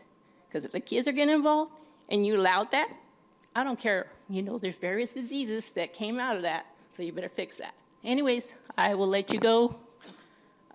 And if I can have a no fireworks sign, that would be appreciative. Thank you. Next speaker, please state your name. Hello, my name is Ashley Dial, and I am a tenant and resident here in San Bernardino. I've been renting from in San Bernardino off and on for the last 10 years. I was very fortunate to move to Arizona for 5 years after my mother unfortunately passed away. And I had to come back out here because of my daughter fell behind out there during COVID. So to catch up, I thought the best decision would be to bring her back to San Bernardino. Plus my family lived here as well and community. We have an issue with slumlords. I live in the 2nd Ward. I want to thank you to Treasurer from the 7th Ward for coming out to our press conference that we had on July 26th on Highland, addressing or just bringing the attention to slumlords and uninhabitable living in San Bernardino. Right now, I live at a complex. It's infested with roaches. There's plumbing issues. There's electrical issues. There are a lot of issues. And my question is, who is allowing these real estate investment people to come and purchase properties without any oversight, any accountability, any real inspections to really see what is going on? What starts is painting on the outside. The outside aesthetics looking really nice, but the inside is what needs to be addressed. I lived in 674 West 9th Street, San Bernardino, in the year 2014 from January to September. My apartment in May, they had to rip out the shower, unfortunately, for a week. They did not want to provide a hotel. They wanted me and my children to go use neighbors' bathrooms in the middle of the night to use a shower. These are some of the practices that these slumlords are trying to force us to adhere to. 2014, 2015, I lived at 2991 North Mountain Avenue, unit number 7. My apartment, unfortunately, caught fire then. When I obtained code enforcement documents, there was 20 years of past illegal electrical hazardous wiring that was not addressed by code enforcement. The lady at the time, Rebecca Daughtery, very rude, did not want to come out and address the issue until I slapped the code enforcement reports on her desk that she did not know I had, unfortunately, which prompted her to come out. So I ended up moving to 299 North Mountain Avenue as well. All of these properties are continuously sold to different investment groups. Their goal is to invest, to make money, not fix the city, and profit to resell to wherever they're going to continue to live their lavish lives while they're continuing to keep people in the city of San Bernardino in crazy conditions. So my thing is for number 19 moving forward, who's going to Ma'am, thank you. have accountability for these issues that us tenants are facing at the moment. Thank you. I paid rent on August 2nd. I asked them about pest control. The management people at the time office. is up. Thank you so much. And no, we're taking note of your concerns. Yeah, and Thank you. I'm also with Bridge Management, Hightower, IE Rentals, PAMA Management. They just purchased my building in Thank you. April 29th of this year, and they are really horrible. Thank They're you. really raggedy, and they're really shady, and someone Thank needs you. to do Ma'am, something about this issue in the city of San Thank you. Bernardino. And I will Thank you. not get off of this mic until I let that be known. Thank you. Thank you. Thank you. You guys have a wonderful day. And thank you Thank as well you. to Treasurer and Sandra. I hope Thank you. respond to my email that I sent you the pictures of the issues that we have in our apartment complex at this Thank you. Next speaker, please state your name. Okay, Dolores Armstead. First, I want to thank the Economic Development Department for a very informative newsletter. It covered project updates, business grants available, and highlighted new and existing small businesses. People, please take a look. It was a very good newsletter. I'm still looking into the background of the new city manager. Glad we got one, but the way he was hired waves a red flag. It was on a Sunday, and the full council was not there, though they had the approval of BB&K. He gets one of the highest salaries in the state. What are wards 1 through 4 pulling? Be aware, it is not for our benefit, right, Mr. Sanchez? It's not for our benefit. Ward 5, what's up with Oxbow? Any update? How many years has it been now? Are we just waiting for more people to get sick and die? City Hall, what's the status? We want our City Hall. We are wasting funds having our offices scattered around the city. How can you be proud to be the seat of the county and not have a City Hall? There's no excuse. Look at the cities around us. They are progressing. We are the city, the seat of the county, and we look like a dump. We are at the foot of the mountains. Beautiful sight. We have 2 colleges, hospitals, government center, and we look like a dump. There's no restaurants for those people downtown. There's no shops. We can and should be better. You are the council, several of whom have been here way too long, wards 1 through 4, with nothing to show. People, you voted for this. The saga of San Bernardino continues and is not good. People, we deserve better. When you vote next time, think about it. There's certain people up there that are not working in our benefit. How can we be the seat of the county? The county has the seat in our city, and we look like this, and we have nothing to offer. They have no place to go. For developers, for businesses, you should be ashamed of you people up there. Thank you. Thank you. Next speaker, please state your name. Hi, my name is Alicia Nash. I'm with the IE Tenants Union. And these slumlords, they have a name. It's 3. They're the big dog slumlords. It's Bridge Management, IE High Towers, and PAMA Management. And I have been canvassing, and I have proof right here. I have been canvassing for the past 3 days. People have reported they have rats. They have biting through their clothes. They have water to the point that they feel they're about to fall through the floor. They have mold in their house. There is gas leaks. Their children are not allowed to stay with them anymore because they keep on getting rushed to the hospital. These are real stories, and I have some papers right here that will prove that. And when we talk about the housing crisis, we don't need to just address homelessness, but we need to include slumlords into this because they contribute to the homeless population here.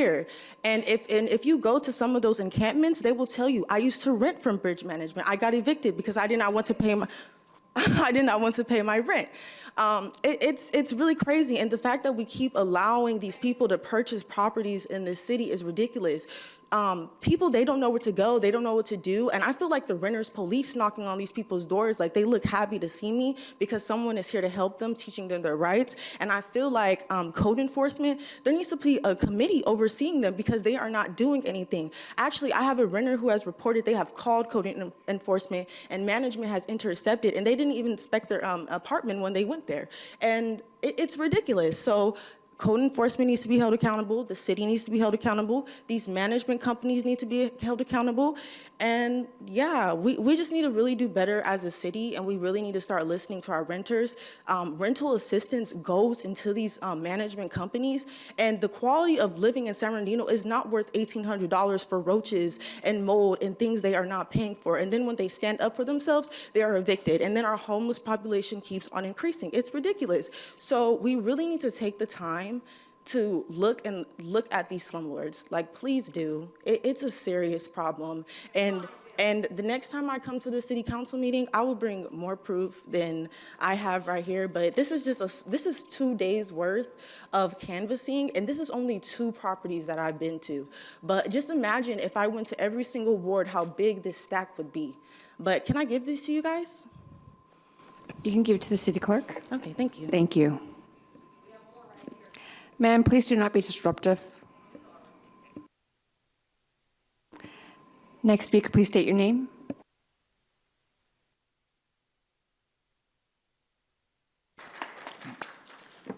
Honorable Mayor and City Council, welcome, Mr. Levitt. My name is Ron Alvarado, and I'm a resident of the 1st Ward. I'm here to express my neighborhood's strong support for item 9, as we live just north of the site. Personally, I have seen the impact of El Sol in our community for many years, going as back as 20 years from the Ruin Campus Community Center, on the west side of the first ward to them operating now where they are at Waterman, just east of Succombie Lake. I remember when they opened and the services they've been offering, they've been a vital hub for our community. And it's been clear that El Sol has had a long-standing commitment to our city and our community. This new project, the El Sol Recreational and Wellness Center, is a fantastic example of a public-private partnership that will bring significant benefits to our community. The city's investment of $250,000 in CDBG grant funds is leveraged by an additional $4.75 million in external funding that was secured by El Sol, turning a small investment into a major community asset. This new center is more than just a building. It's a holistic campus designed to serve over 5,000 residents annually. By offering health education, wellness programs, and recreational facilities, it will directly address persistent health and social disparities in our underserved communities. I am particularly impressed by the focus on serving Latinx, Black, Asian, LGBTQIA+, and immigrant populations, ensuring that the benefits of this project reach those who need them most. This initiative aligns perfectly with our city's strategic goals to improve the quality of life for our residents. By providing a safe and inclusive space for social connection, cultural pride, and community empowerment, we are investing in the long-term well-being of San Bernardino. I urge you to approve this subrecipient agreement and allow this vital project to move forward. Thank you. Thank you. Next speaker, please state your name. Hello, my name is Esther Gonzalez, and I am with the IE Tenants Union, the San Bernardino chapter. We are having a meeting this Saturday at 10 a.m., so reach out. I love to hear so many stories talking about housing issues, developer issues, and I am a long-term resident of San Bernardino. I'm not here just for myself, but for every renter here in every ward. I'm here because renters are being pushed out of their homes. They are being priced out of their homes. I recently won a lawsuit against my landlord over severe conditions that made my living in my home stressful. But even after winning, I am still dealing with ongoing issues. On top of that, I recently received a notice about a rental increase, 9%. Even though I understand that my landlord is within his legal rights to increase that, there have not been any improvements. I am still dealing with issues. I contacted code enforcement. Code enforcement didn't even write a report. So I really want to address that. Even after I was telling him that I still had ongoing issues, there was a rat in my home. A rat came out of my spice jar. I have cockroaches. This is not okay. We deserve to live in dignity, to not pay for these outrageous prices for these slums. These slumlords are coming in here, and that is not okay.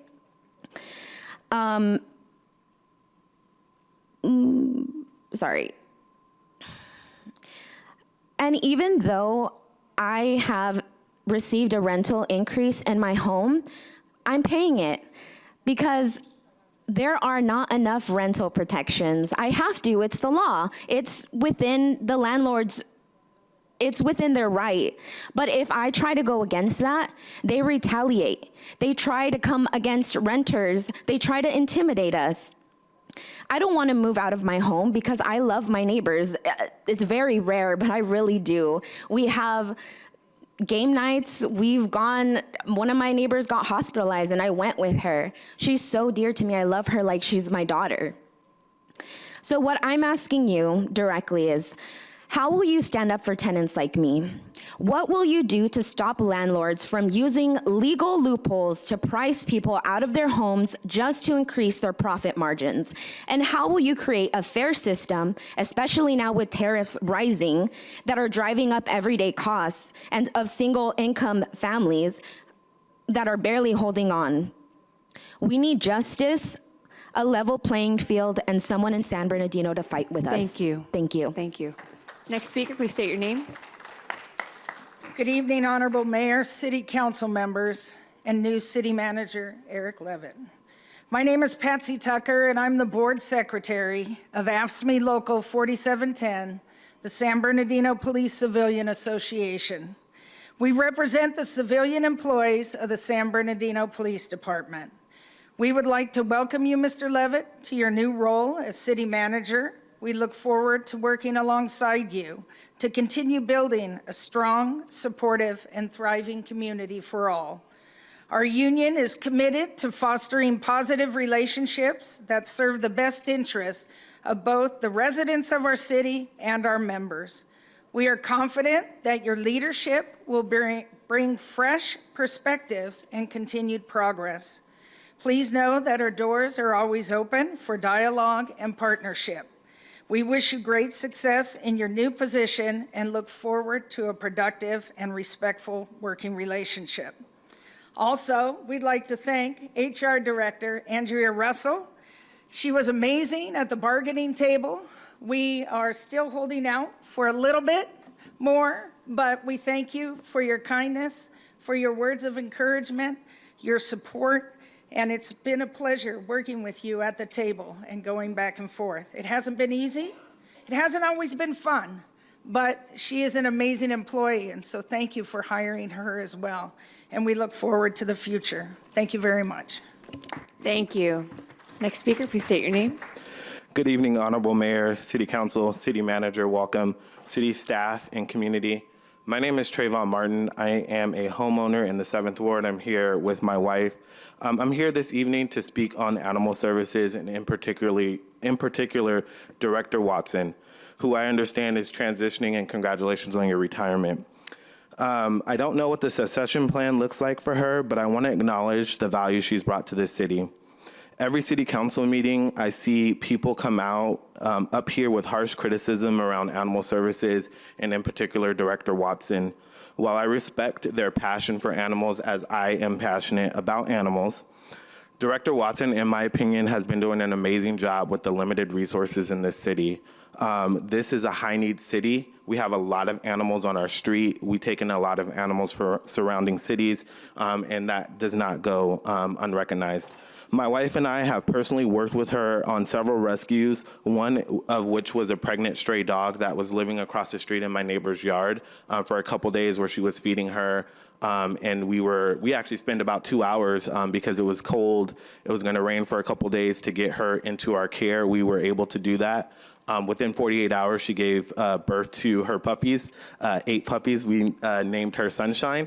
We reached out to Animal Services to see if we can bring her and her puppies there. We were told by Director Watson that they had an outbreak of distemper, kennel cough, and other things that were going around the shelter. She said that she would take her and the puppies in. However, it might not be the safest place for them with their immune system so compromised. And she actually donated, along with some of our friends and along with ourselves, money of her own pocket. We almost raised about $1,000. My wife and I drove her and her puppies out to San Clemente to a rescue where all of them were able to receive a forever home, and Sunshine as well was able to receive a forever home.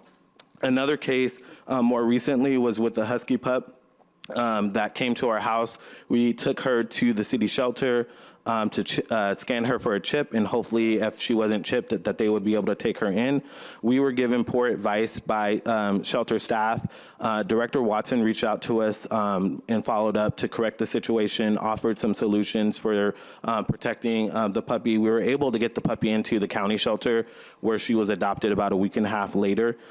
So her passion, her responsiveness, and her ability to build partnerships with rescues, nonprofits have been invaluable to this city with the city's limited resources and the high need. Also, I know we always say as a community we want to move our city forward, and we want to retain and attract the best talent.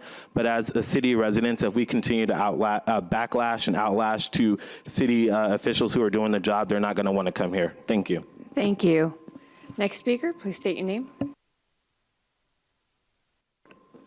Hi, everybody, City Council. Christian Flores, community organizer with ICUC in Justice San Bernardino.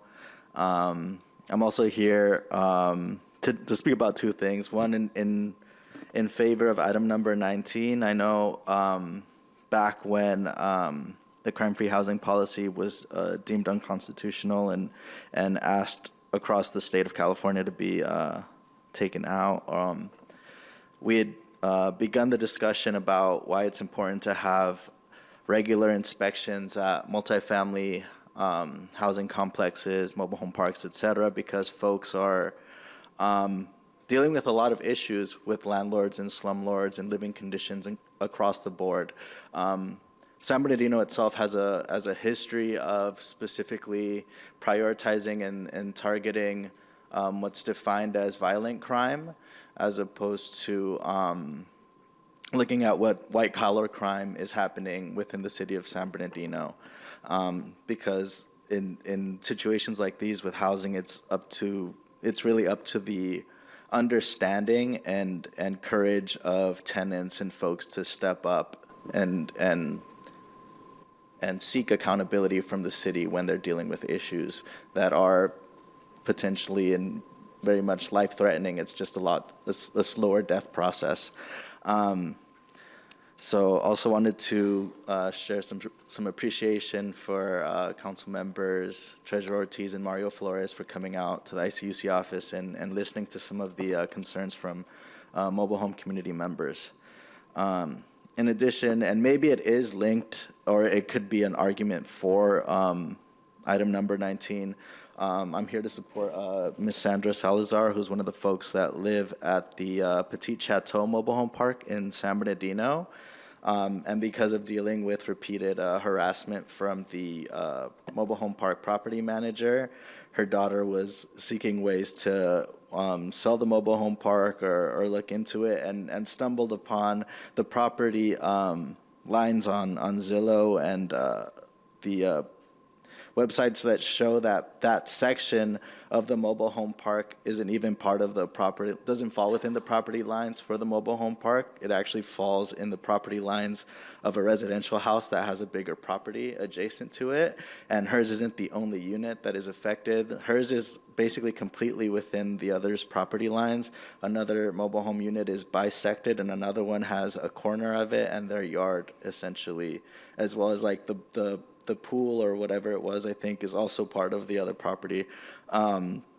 So just has been trying to seek counsel and accountability and transparency on how to navigate that situation, because who does the money even go to, or if there's something that's dealt with on the side for why they're even paying rent for a property that doesn't belong to the mobile home park. Thank and I you. have 10 copies of the overhead map. Yes, you could provide it to City Clerk. Thank you so much. Next speaker. Hello, can you hear me? Yes, you can state your name, please. My name is Alexis Teodoro. I'm the Worker Rights Director for the Pomona Economic Opportunity Center, otherwise known as the Pomona Day Labor Center. I'm here to speak out against the documented collaboration between San Bernardino Police Department and ICE. I also want to make it part of the public record. As a private citizen, I'm in full support of the tenants union and their demands, because now I just heard that while you have sent code enforcement officers in the past to criminalize day laborers for looking for work, now I know that your code enforcement officers haven't done their job with the tenants. Completely unacceptable on the city's part. I've submitted a letter officially, and I printed out copies. I gave it to the city clerk on solutions that we want to talk about, because I don't want to be yelling up here. It's not constructive for me. I hope that the new city manager doesn't ignore us like the previous interim city manager, who said they will get back to us and instead ignore us, which is disrespectful. When you tell another professional, when we have conversations about life and death for vulnerable workers, and you get ignored as unprofessional on the city's part, I hope that culture changes. I'm gonna talk about specifically the long-term goal that will solve the solution. We would like your support to open up a labor hiring site next to the Home Depot located on 1055 West 21st Street in San Bernardino. Also, I want to echo the comment that was made earlier about passing a sanctuary ordinance. I'm going to add to that. We need to talk about the crime called wage theft, because it is the same day laborers who get hired by contractors, homeowners, in the city and in the county, and then they don't get paid, and they get threatened with calling ICE, so they don't get paid. So they get stuck in cycles of poverty forever. There's two immediate things that you can do right now to alleviate this issue. One, allow the day laborers with trucks to park on 21st Street between North Massachusetts Avenue and Lincoln Drive, and to not cite them for parking there. They're only looking for work. Number two, immediately stop the harassment of day laborers who are simply looking for work on the sidewalk. If you didn't know, it is a constitutional protected right for day laborers to look for work in the public sidewalk. It was established in federal courts more than a decade ago. We should not be attacking it with city resources. We should invest city resources to protect that right. I look forward to getting a response from our council member who does that district at the Home Depot, the mayor, and especially you, city manager, because I know that you, laws that have already passed, you implement them. The code enforcement in the city of San Bernardino is currently being used to criminalize day laborers. It's absolutely unacceptable, folks. Thank you. And history will not absolve you. We will make sure that history remembers your lack of action and your lack of care for a population of vulnerable workers who are only here to work. Thank you, sir. Next speaker, please state your name. Lydia Savala. Hearing the name of the woman who was mauled, Theodora Mendoza, I heard her name for the first time this evening, completely derails what I was going to say this evening. So I'm going to divert by sharing with you what it feels like to be mauled, because on December 8th of 23, I survived a mauling from a pit bull that went after my left foot. I have a left foot. It's entirely functional, and I'm damn lucky. It was a blessed day that I survived that mauling.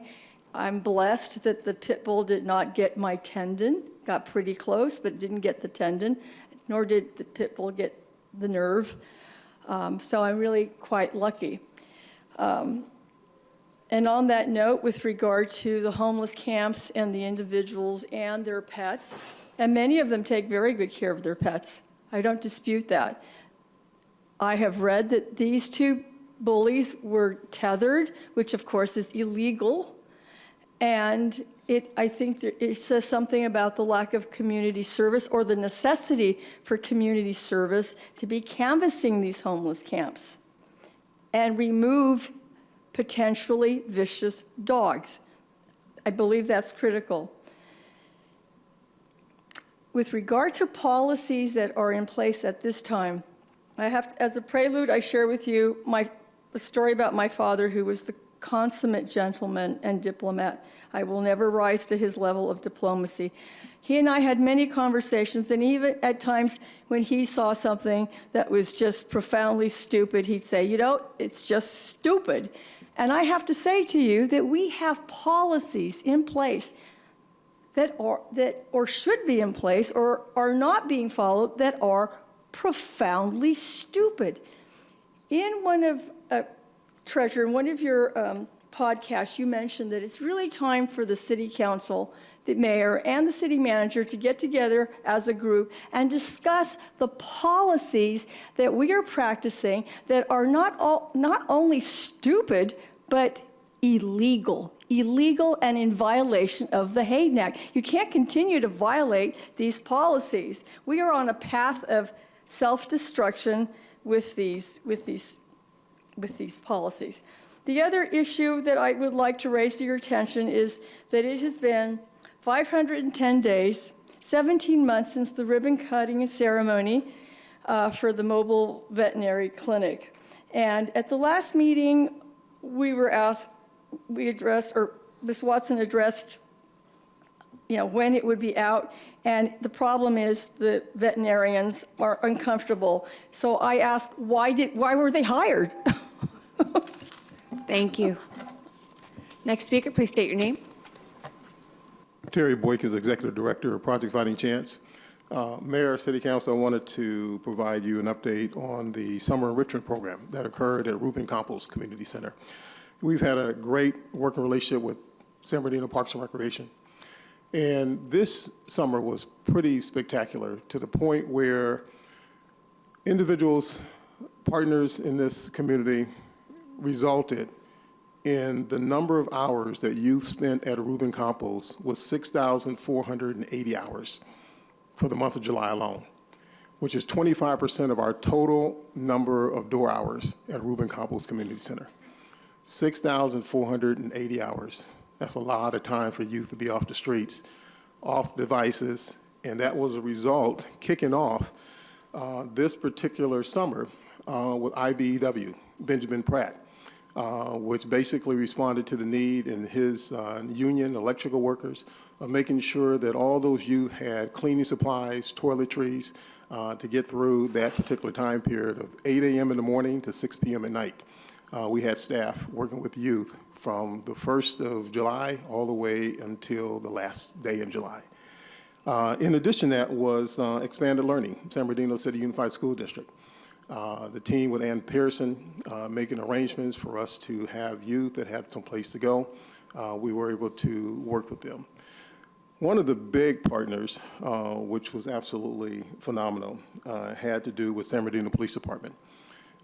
Under the guidance and support of Chief Goodman, Captain Carrington, Lieutenant Carell, and Sergeant Christopher Gray, we were able to work programs with law enforcement.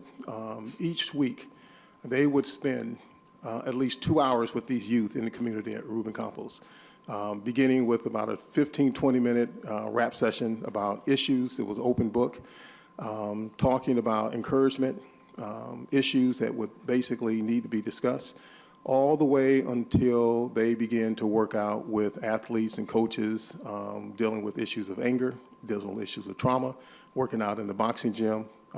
Very, very spectacular. And so I wanted to let you know that this schedule is what was basically participated in with San Bernardino Police Department, and also with some of the other partners that were involved, but 6,480 hours. We had an average of about 112 kids a day at Rubin Campos Community Center, up to 7, 8 hours a day. And so tomorrow, UCR Medical School comes over to tour Rubin Campos to talk about a partnership. And then Terry Washington is on another international exposure Saturday. Tickets.com. I'm out. Thank you. Thank you guys. Next speaker, please state your name. Can I provide this to the clerk? Yes, please provide that to the Ms. City Clerk. Good evening. My name is Angel. I'm an organizer with the Pomona Economic Opportunity Center, or also the Pomona Day Labor Center. I just wanted to give a quick timeline of since last time we came. So in June 18th, last city council meeting, me, Alexis, and a couple day laborers came to give public comment about the city of San Bernardino doing more for the day laborers that look for work outside of the Home Depot near 21st Street. And one of those day laborers was named Hector Martinez. He gave public comment. And then not even 3 days later, he was kidnapped and detained and taken by ICE. He has since been deported, along with 3 other day laborers that day. And then during that same day as well, there were allegations that a police department or a reserve officer was there that same day or that same weekend. And it was the same reserve officer that Hector Martinez called out in the public comment. Just saying that out there. And then the week after that, on Sunday, July 6th, another day laborer was kidnapped by ICE. And their family is here. And they're also looking for help from city council as well as the mayor because they are residents of San Bernardino. And then on Tuesday, July 9th, around 10:48 a.m., San Bernardino traffic came and told day laborers to get their trucks away from the street that they were parked on, I think on 21st Street. And then not even 10 minutes later, ICE shows up and kidnaps 5 workers. They're still in detention. A few of them, some of them have already been deported. And then in the last 2 weekends, day laborers have also still been ticketed in the empty lot. Hasn't been code enforcement anymore, but they're still getting ticketed. So we're here again at City Council meeting to ask for solutions, essentially, from City Council and the mayor. We want an ordinance that's passed as explicit that talks about San Bernardino not collaborating with ICE And then we also want the city of San Bernardino to do more. Not sure if you've seen the news, but there's a TRO in place, but ICE already raided a couple Home Depots in LA, and it's only a matter of time before they come over here to the Inland Empire. So we want city of San Bernardino to be more proactive, protect day laborers, pass an ordinance to protect all immigrants, not just day laborers. And yeah, be more proactive. These day laborers have been at that Home Depot since before the 80s. They're an integral part of the community. Home Depot has kicked them out. They get ticketed in the empty lot across the street. And then also on July 28th, the city of San Bernardino also put no parking signs on the right side of 21st Street. So every single side of the street on the streets surrounding the Home Depot have no parking signs and are being told not to park there. So they have nowhere else to go. They're looking for work, and we want the city of San Bernardino to do more. Thank you. Thank you. Next speaker, please state your name. Hi, good afternoon. My name is Annabelle Navarez. I'm president of the Inland Equity Community Land Trust. I'm also here in support. I'm with the Inland Empire Tenants Union. I'm here to speak in support of item 19 to implement an ordinance to require the inspections that are needed for multifamily residential properties. As you heard from other tenants in the tenants union earlier here in the city, so many people right now are living in really neglected, deplorable conditions and really deserve a safe, livable home. And it's the responsibility of these landlords to invest and improve in their properties to make them habitable. So not only does code enforcement fail to show up, but when they do, they fail to follow through with their job and even make something as simple as a report. So why is this important? This is important because it ties the hands of the tenants that are living in those conditions from being able to take action to hold the landlord accountable for those properties. So, that raises a question. When code enforcement doesn't do their job, who does this benefit? This benefits corporate slumlords. As other people mentioned, PAMA, Bridge Management, IE Rentals, all of them are owned by the same slumlord, Mike Najjar. So there are more bad players that are operating here in the city. So, when the code enforcement isn't working, like what message does this send? Are we supporting corporate slumlords? Are we protecting them? That should not be happening. So this is definitely why I support something like a city administered program designed to hold property owners accountable for this noncompliance with the housing code.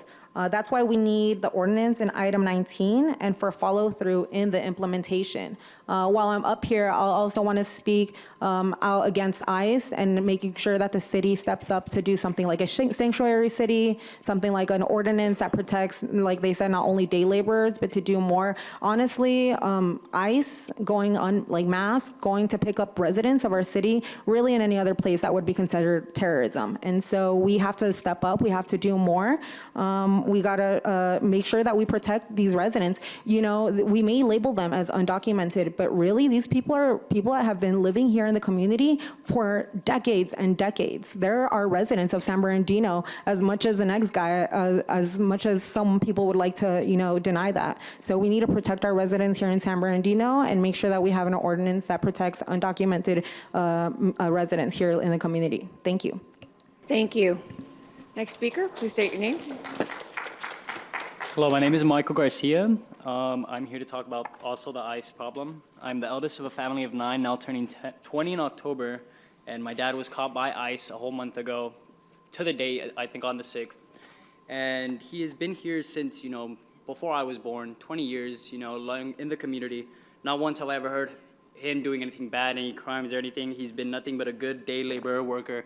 My whole life, basically being able to maintain, not just for me, but, my 5 siblings and my 1 sister, all younger than me, so I'm the only one that's really had to see the whole growth through of what we've been having to go through as him being a day laborer, and my mom just taking care of us as home. He has been a nice person in the community, always, being able to talk to people, laugh. Wherever we've gone, everywhere I've been with him, he shows, compassion, being happy, being able to bring smiles to people, something I've always envied as a kid, Even with his language barrier, not being able to speak English, he goes out, communicates, makes jokes here and there, being able to just make people happy. And I hate to say that, he was taken down by bounty hunters, chased down by himself, treated as a criminal for someone who has done nothing but been a good person for the past 20 years, taking care of his kids. It is sad to see, that the city hasn't done much to stop ICE either from coming in or anything. And all I'm really asking for is support from the city council or anything for the people or families that have been affected by ICE, because as you can tell, not easy for my mom or me to have to take care of, five little kids plus my sister all in school doing their own thing. Dad has been here 20 years, undocumented, illegal, but still being able to take us all to school, keep us all on good grades, all of us being able to do our own things after school, all our activities, him helping us out, taking us and everything. And for him to just be taken from all of us like nothing, it is devastating to see. My brother just turned 13 3 days ago, and it's his first birthday in years that, my dad's not around. I'd hate to see, all of us have to go through a birthday without our father. So it would be nice, to have the city show a little bit of support towards things going on with ICE. Thank you, guys. Thank you. Next speaker, please state your name. Hi, Mayor. Thank you, guys, for giving us the opportunity to come and speak to you again. We have been previously here to ask for your help. I heard that code enforcement is very busy, has a lot of work to do, but they keep harassing me. I've been trying to start a business since 20. I've been trying. I have my site plans. I submit my documents to see if I can get approved to build something in this city. We just paid $28,000 to firm with architects so we can have a whole thing. They don't want just my site plan. They want everything. In the past, I have the court enforcement in our property for almost every day. Next to us is Alice Restaurant. This lady is well known in the city, the building and code enforcement and car works. About 2-3 years ago, I was there submitting a complaint about workers from the city harassing us, telling us we need to let this lady do whatever she wants, and the property in question belongs to us. It's a parking lot. I need more than 5 minutes to disclose everything to you guys. I need you guys' help immediately. I am not gonna give up. I purchased 2 more properties. They was abandoned, completely abandoned. It was homeless living in it. It was trash all over the place. We purchased these 2 properties. We cleaned them. It's nice. Now it's fencing. It has lights. I have code enforcement on me. And I asked this lady, why you guys were not here before when it was homeless living across, when it was vandalized? Why now that you guys know they belong to us, you guys keep harassing me? I don't have only the code enforcement. I also have the police coming to our property, looking at our signs, do not park, do not vandalize, do not throw trash. And it's becoming unbearable for us. And we need you guys' help. At this point, we are scared because it's not only code enforcement, now it's the police. And they have the power to do more than that. My property has been vandalized. We've been at the police station trying to make a police report. They say, sorry, there's nothing we can do. That's civil. You have to take it to court. This is vandalized. I need you guys' help.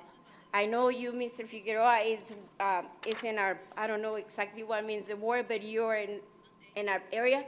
I need your help. Mr. Elliott has been helping us for quite a minute, but it's only one man trying to help us. I need all of you guys' attention. You need to see what's going on.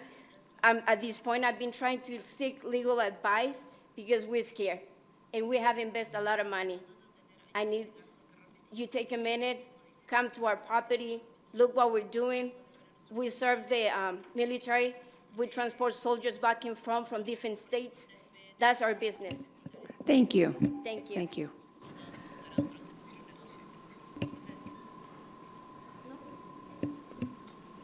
That concludes the speakers. I do have a statement, though, for the written comments have also been received and distributed to the mayor and city council for their review. Materials submitted by in-person speakers will be made available on the city's website along with the documents provided to the council. Please note that the city neither confirms nor denies the accuracy of written statements made by Mr. Benjamin Stein. Thank you. Thank you. Moving on. Oh, yes. I'm also on the list. Hector Loera. Sir, what is your name, sir? Hector Loera. Oh, I do see your name on the list. Madam City Clerk. All the names have been called. Okay, so Hector Lorero is on the list here. Okay, 3 minutes. Okay. I have 3 minutes. If anybody wants to stretch, please do. All right. Why am I here today? I'm here today because, well, why are we all here today? We want to see good leadership. We want to see change in our environments, in our communities. And we have a voice. We're all here. Thank you for being here. Thank you all for being here. And I just want to say that we all have a contribute to the future.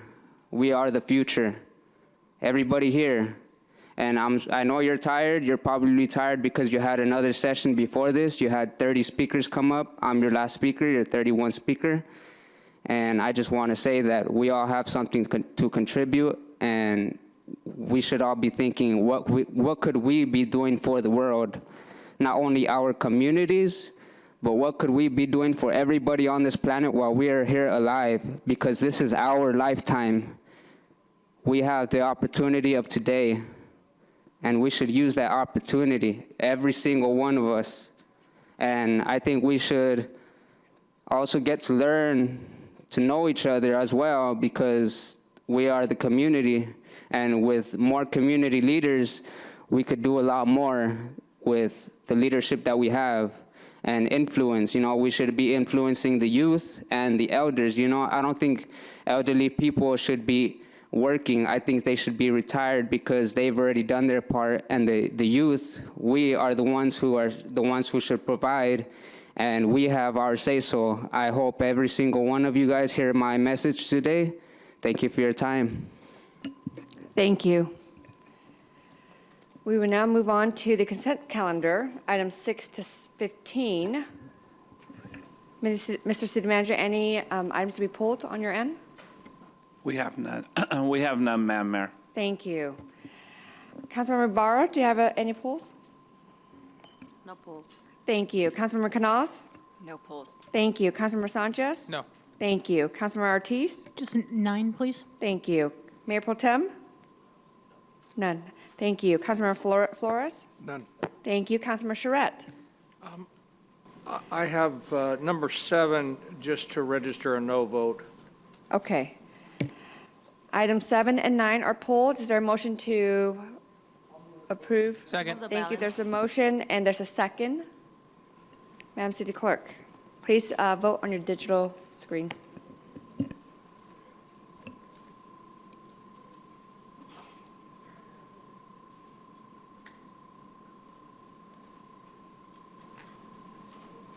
The consent calendar balance passes unanimously. Thank you. Item number 7, Councilmember Charette. I'm not supporting it, is all I wanted. I wanted it pulled, so someone needs to. Okay, sir, motion to. Move to approve. There's a motion, there's a second by Councilmember Ortiz. Please vote.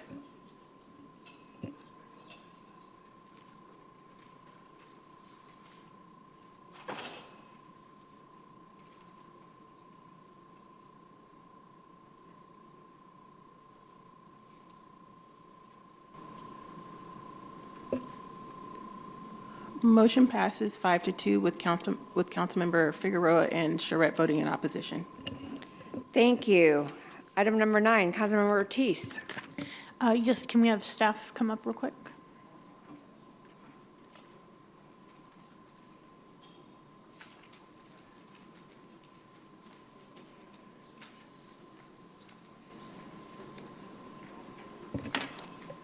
So were you going to go over this, or do you just want quick questions? You can Okay. tell me good evening again. So it just Mayor and council. really brief. Will you just? I mean, you guys put so much hard work into collaborating on this, and I want to make sure the city and your department get the credit that's well deserved coming to the community. So can you just give a Reader Digest version of this project and what you guys did? Yeah, we did put together a short presentation if you want to see it, or did you just want to ask questions? I like the pictures. I mean, real quick. If you want to just roll through it real yeah. quick, yeah. I think he's pulling it up now.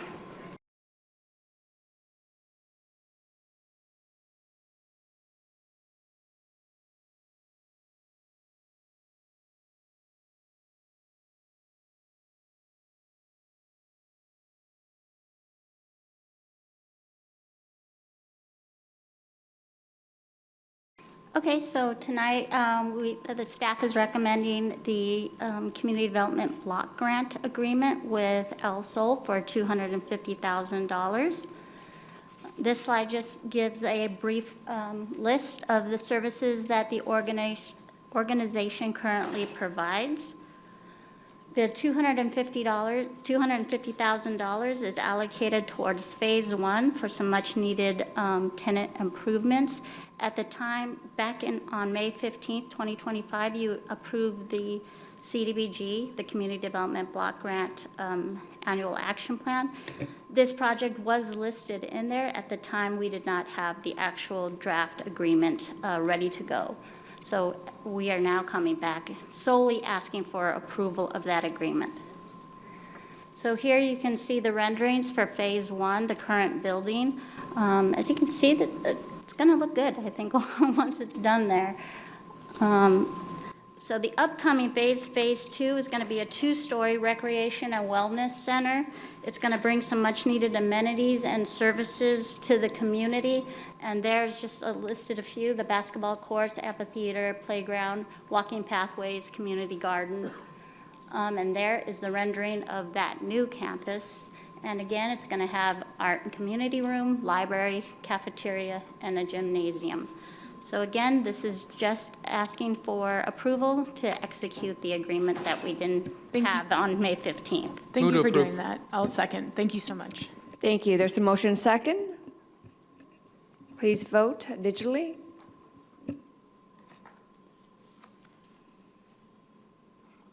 Motion passes unanimously. Thank you. Thank you, staff. And thank you, council.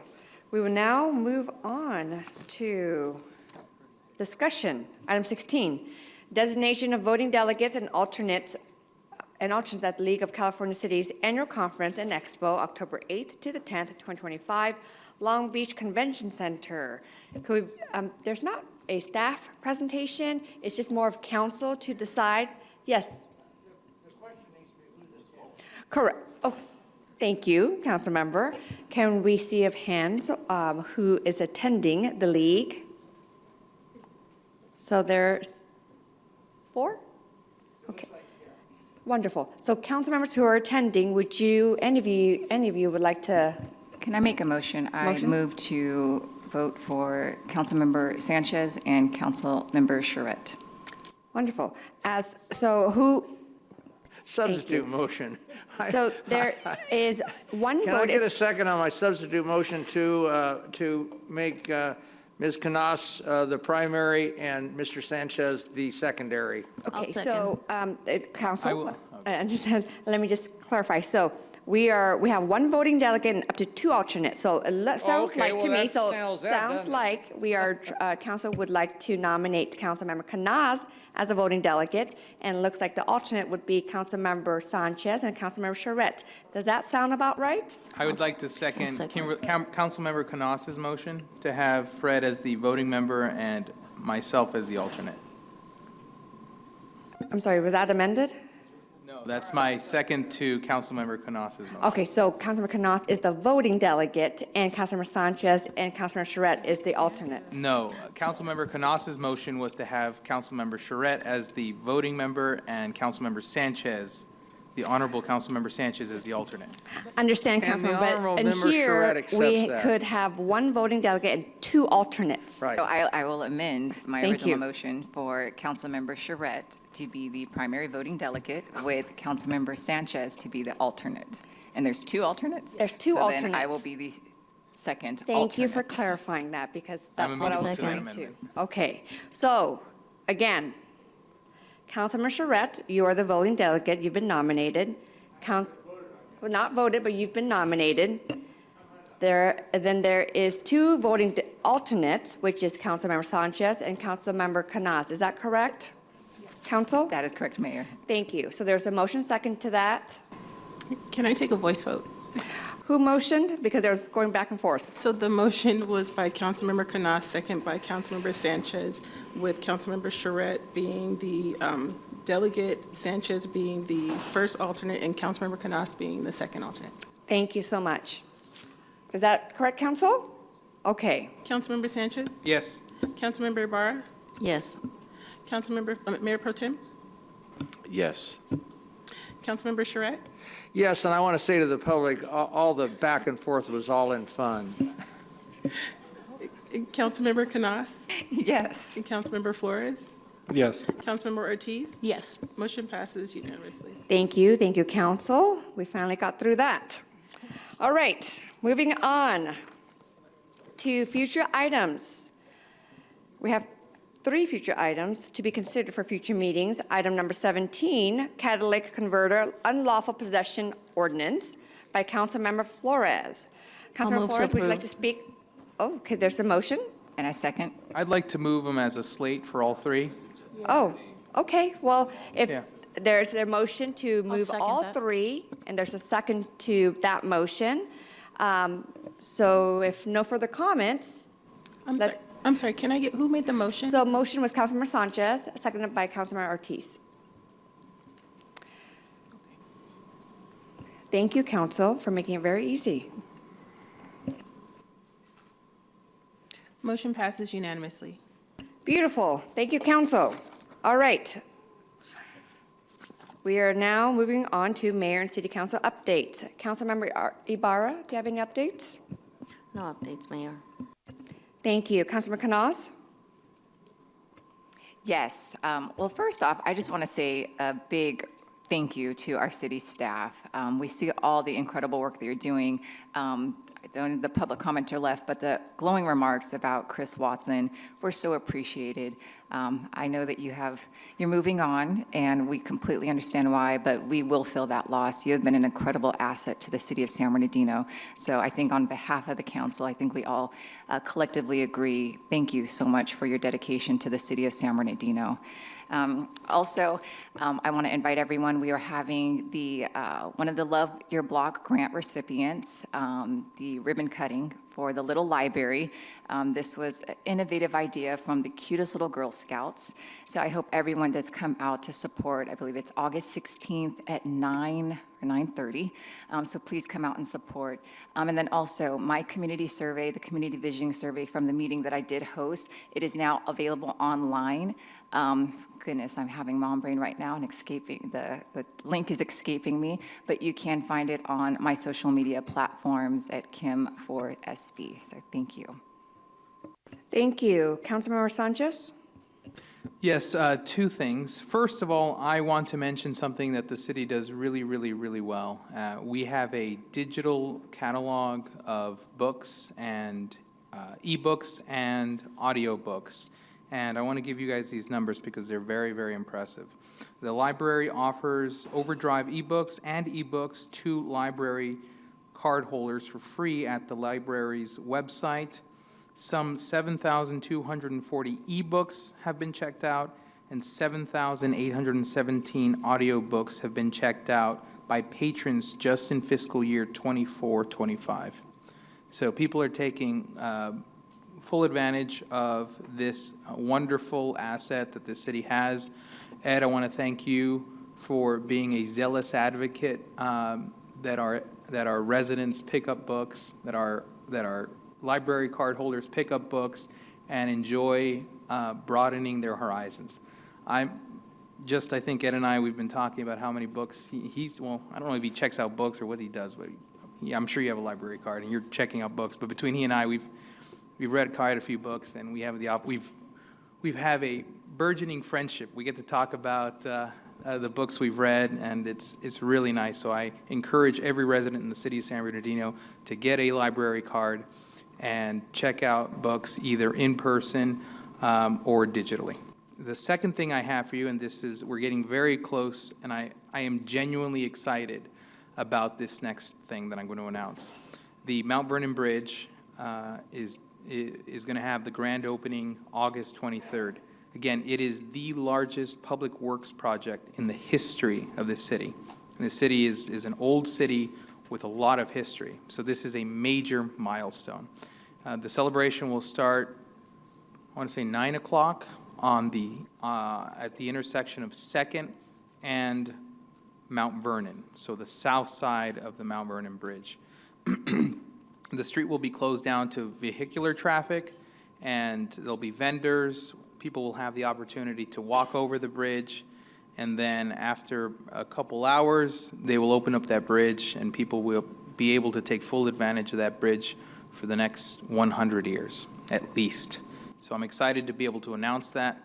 So please come out and celebrate a major win for our city on August 23rd, the south side of the Mount Vernon Bridge. Thanks. Thank you, Councilmember. Councilmember Ortiz? Thank you, Mayor. So I attended the Stronger Together Black and White Affair. It was beautiful. Congratulations to their team. They're doing really amazing stuff, a great group of young people. Tomorrow is a sizzling summer night concert at Court Street Square. It is something about the 90s, which is probably one of the best eras of music is the 90s, and go Christina Aguilera and Britney Spears. Oh my God. Okay. So please, this is really, really fun. They have vendors out there. It starts at 7:30, and it's just go. So then on Monday, August 25th, there's going to be a reenactment. I know someone brought up Secum Lake, of the Lopez v. Secum trial that took place in the city. And so that's going to be from 12 to 1 at the SB Justice Center in the courtroom 51 at 247 West 3rd Street. And then for anybody that's interested, there is going to be a 60-hour domestic violence and human trafficking advocacy training from September 9th to October 9th. And I'll be posting these on my Facebook and Instagram so you guys can see the flyers. It's Tuesdays and Thursdays, 12 to 5. And then really good stuff right here, August 21st, from 9 to noon, there's going to be a San Bernardino County Probation Homeless Outreach Unit, and they're hosting a San Bernardino Superior Court Shelter Treatment Court. So it helps assist the homeless and transient population with outstanding misdemeanor cases, infractions, and citations and past fines. And so if this is something that can help you be able to acquire housing or be removed out of the system, this is really good. For all of you super fan funds of bingo, Mary's Hamburgers is hosting a fundraiser for the Family Assistance League for Bingo Night on August 28th, and that starts at 6:30. And then there's a Ruby Jubilee Gala for the Family Assistance Program, October 4th, 2025, and I'll be posting those as well. So thank you guys for all that you're doing for the community. These are really great things, something to do every night of the week. Thank you. Oh, and Chris, Director Watson, thank you so much for all your time and dedication. It has not been easy for you, but what you do is you show up with grace, and you show up 100% for us every meeting and every day, and that was everything to us. So thank you for your time, truly appreciated. Thank you, Councilmember Mayor Pro Tem. Thank you, and I'll say the same thing, Chris. Thank you so much for your years of dedicated work to the city. It's not easy, but we really deeply appreciate what you've done and everything you've meant. So thank you, and best wishes, and enjoy the next stage of life. And Mr. Levitt, welcome to your first official council meeting as well. Looking forward to continuing doing a lot of great work in the city. And so I want to, let's see, some of the things that I was able to do over the last couple of weeks. I had the distinct privilege and honor of attending the Yuhaviatam of San Manuel Education Department, the Ahurkiv Elementary School Open House. And the mayor was there as well, along with a few other people as well, just to tour the new elementary school there.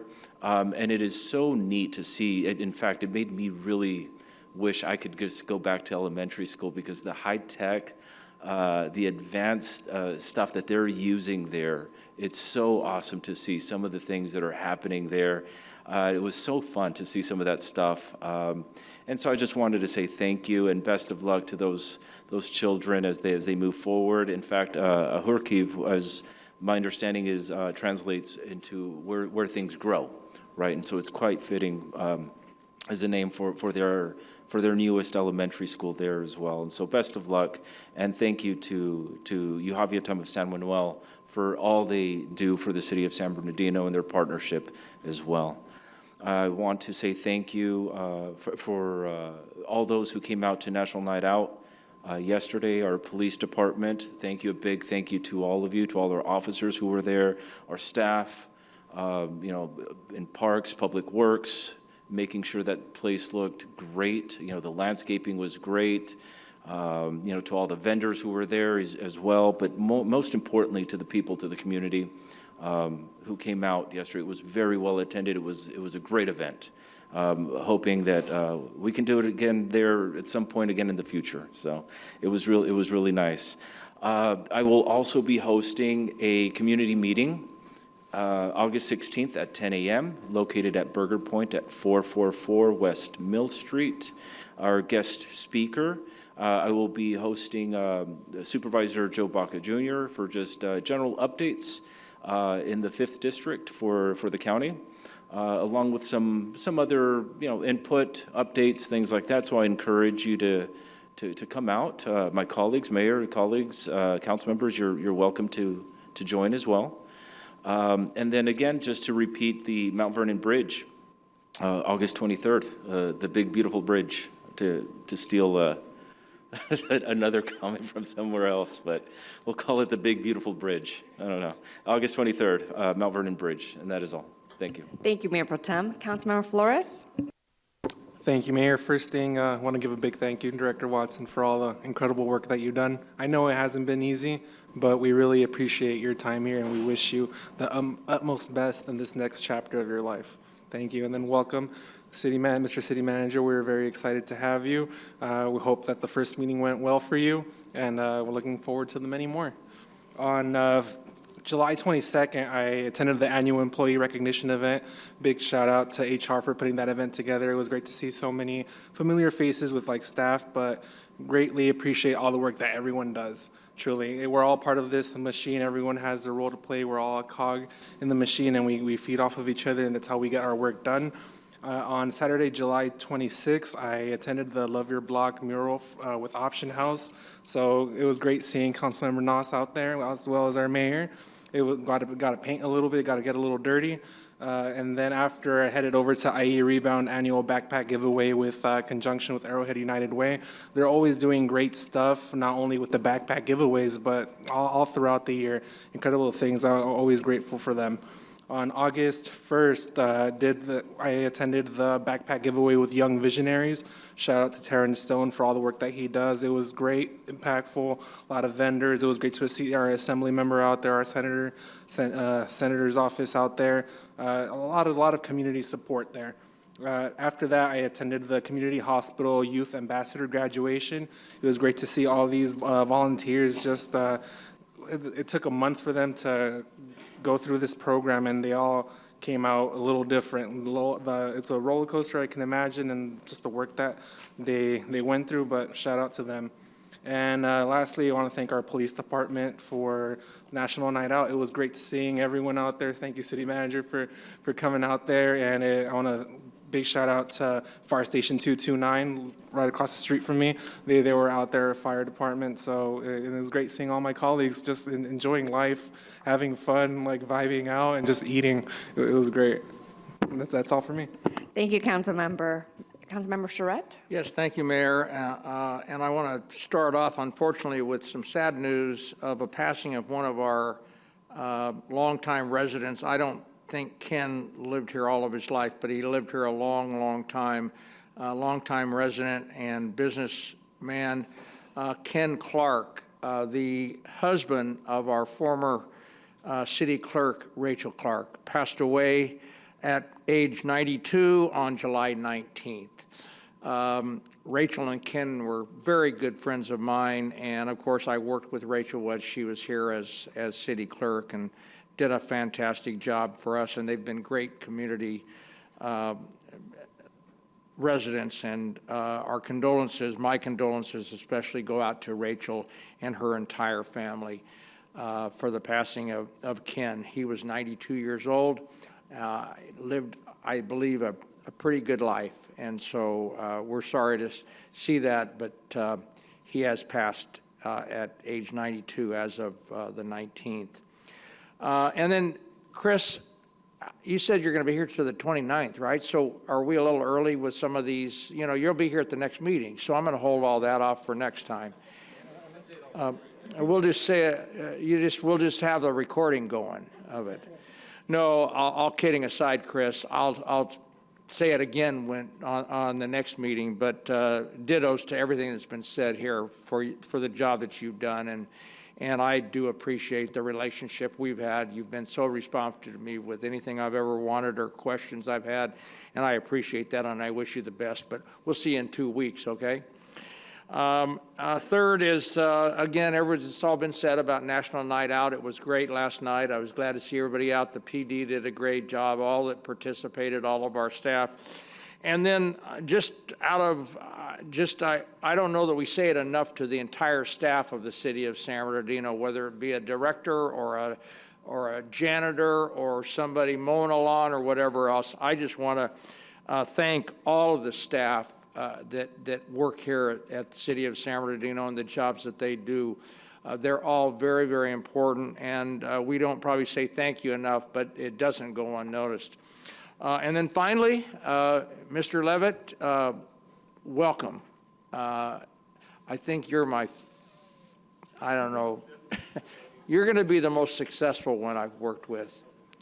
I'm here to help make you successful. This city is looking and longing for some real strong leadership and longevity in that leadership, and I'm here to offer my assistance in any way I can to make your job easier and successful. So thank you for joining us. Welcome aboard, and you've got my number and I've got yours, and so we will be working hopefully a long time together.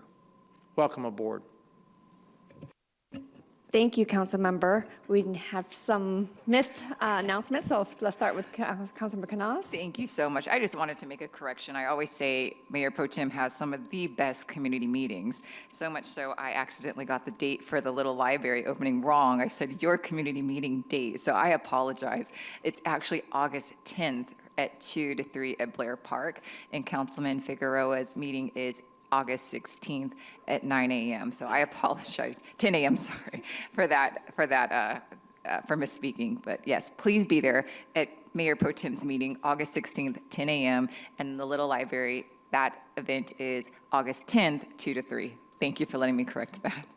Thank you, Council Member. Councilmember Ortiz? Yes, and so we're going to keep rolling with the Love Your Block ribbon cuttings because on Sunday, August 18th at 8:30 a.m., at 207 West Marshall, they're going to be unveiling their transformation of their block. And then on August 30th, from 9 a.m. to 11 a.m., they're going to do the revealing of the mural at the Campo Santo Historic Cemetery. So, and thank you guys so much. I mean, honestly, the council for extending the funding and the city manager's office for doing this. Like, it's cool to see all this coming to fruition. And thank you, Mayor, for reminding us of all these things going on. And your calendar's so busy, I don't even know how you do it. So thank you.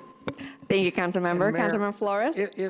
I'm sorry, but just, I failed to ask if we would close in honor of Glenn Clark tonight. Thank you. Councilmember Flores?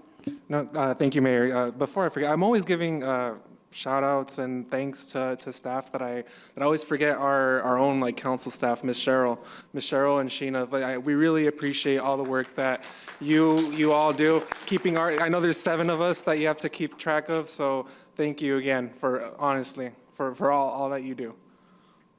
Thank you, Council Member.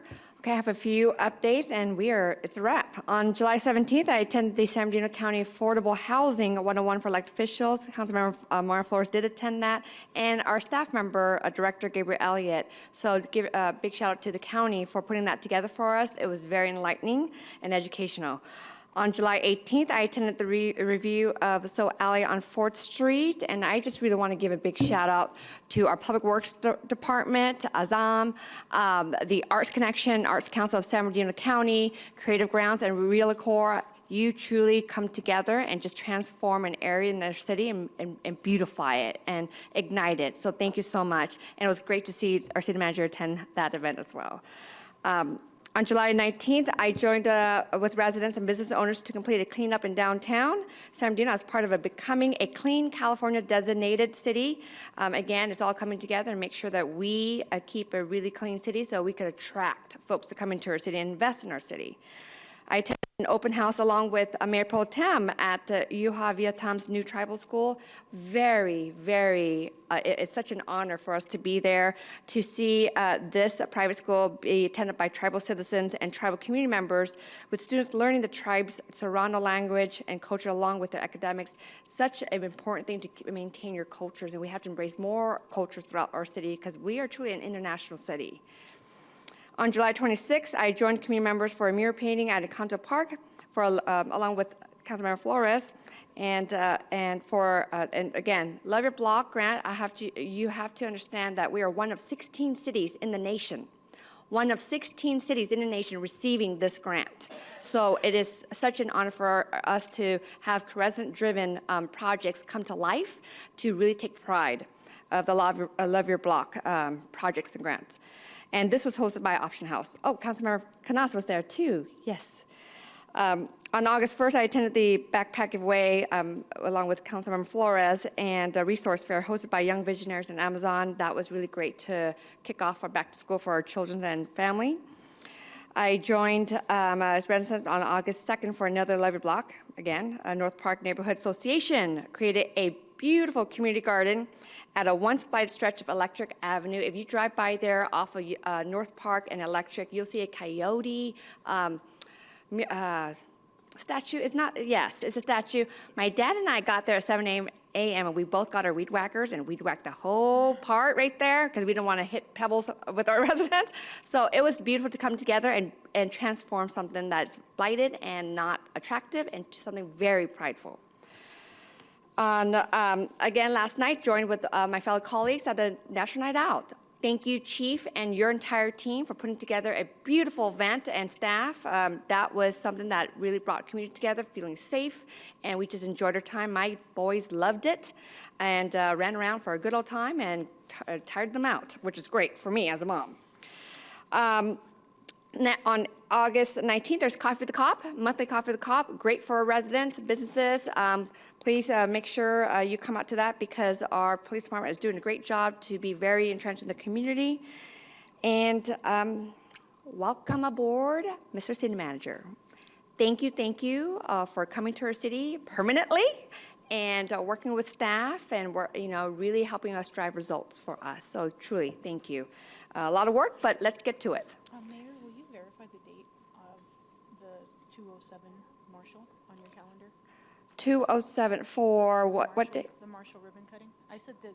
The Marshall ribbon cutting is actually going to be August 17th. I'm sorry. So to clarify for Councilmember Ortiz, the Bountiful Block Day ribbon cutting at 207 Marshall Boulevard is Sunday, August 17th. Thank you. You're welcome. And there's another levee block coming up in downtown, and that is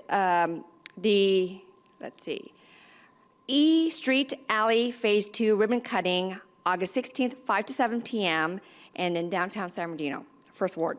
So that is all my update and all of the council's updates. Thank you, council. Meeting is now adjourned at 7:58 p.m. The next joint regular meeting of the Mayor and City Council and the Mayor and City Council acting as the successor agency to the Redevelopment Agency. And I need to close the meeting in honor of Kent Clark. Let's take a moment.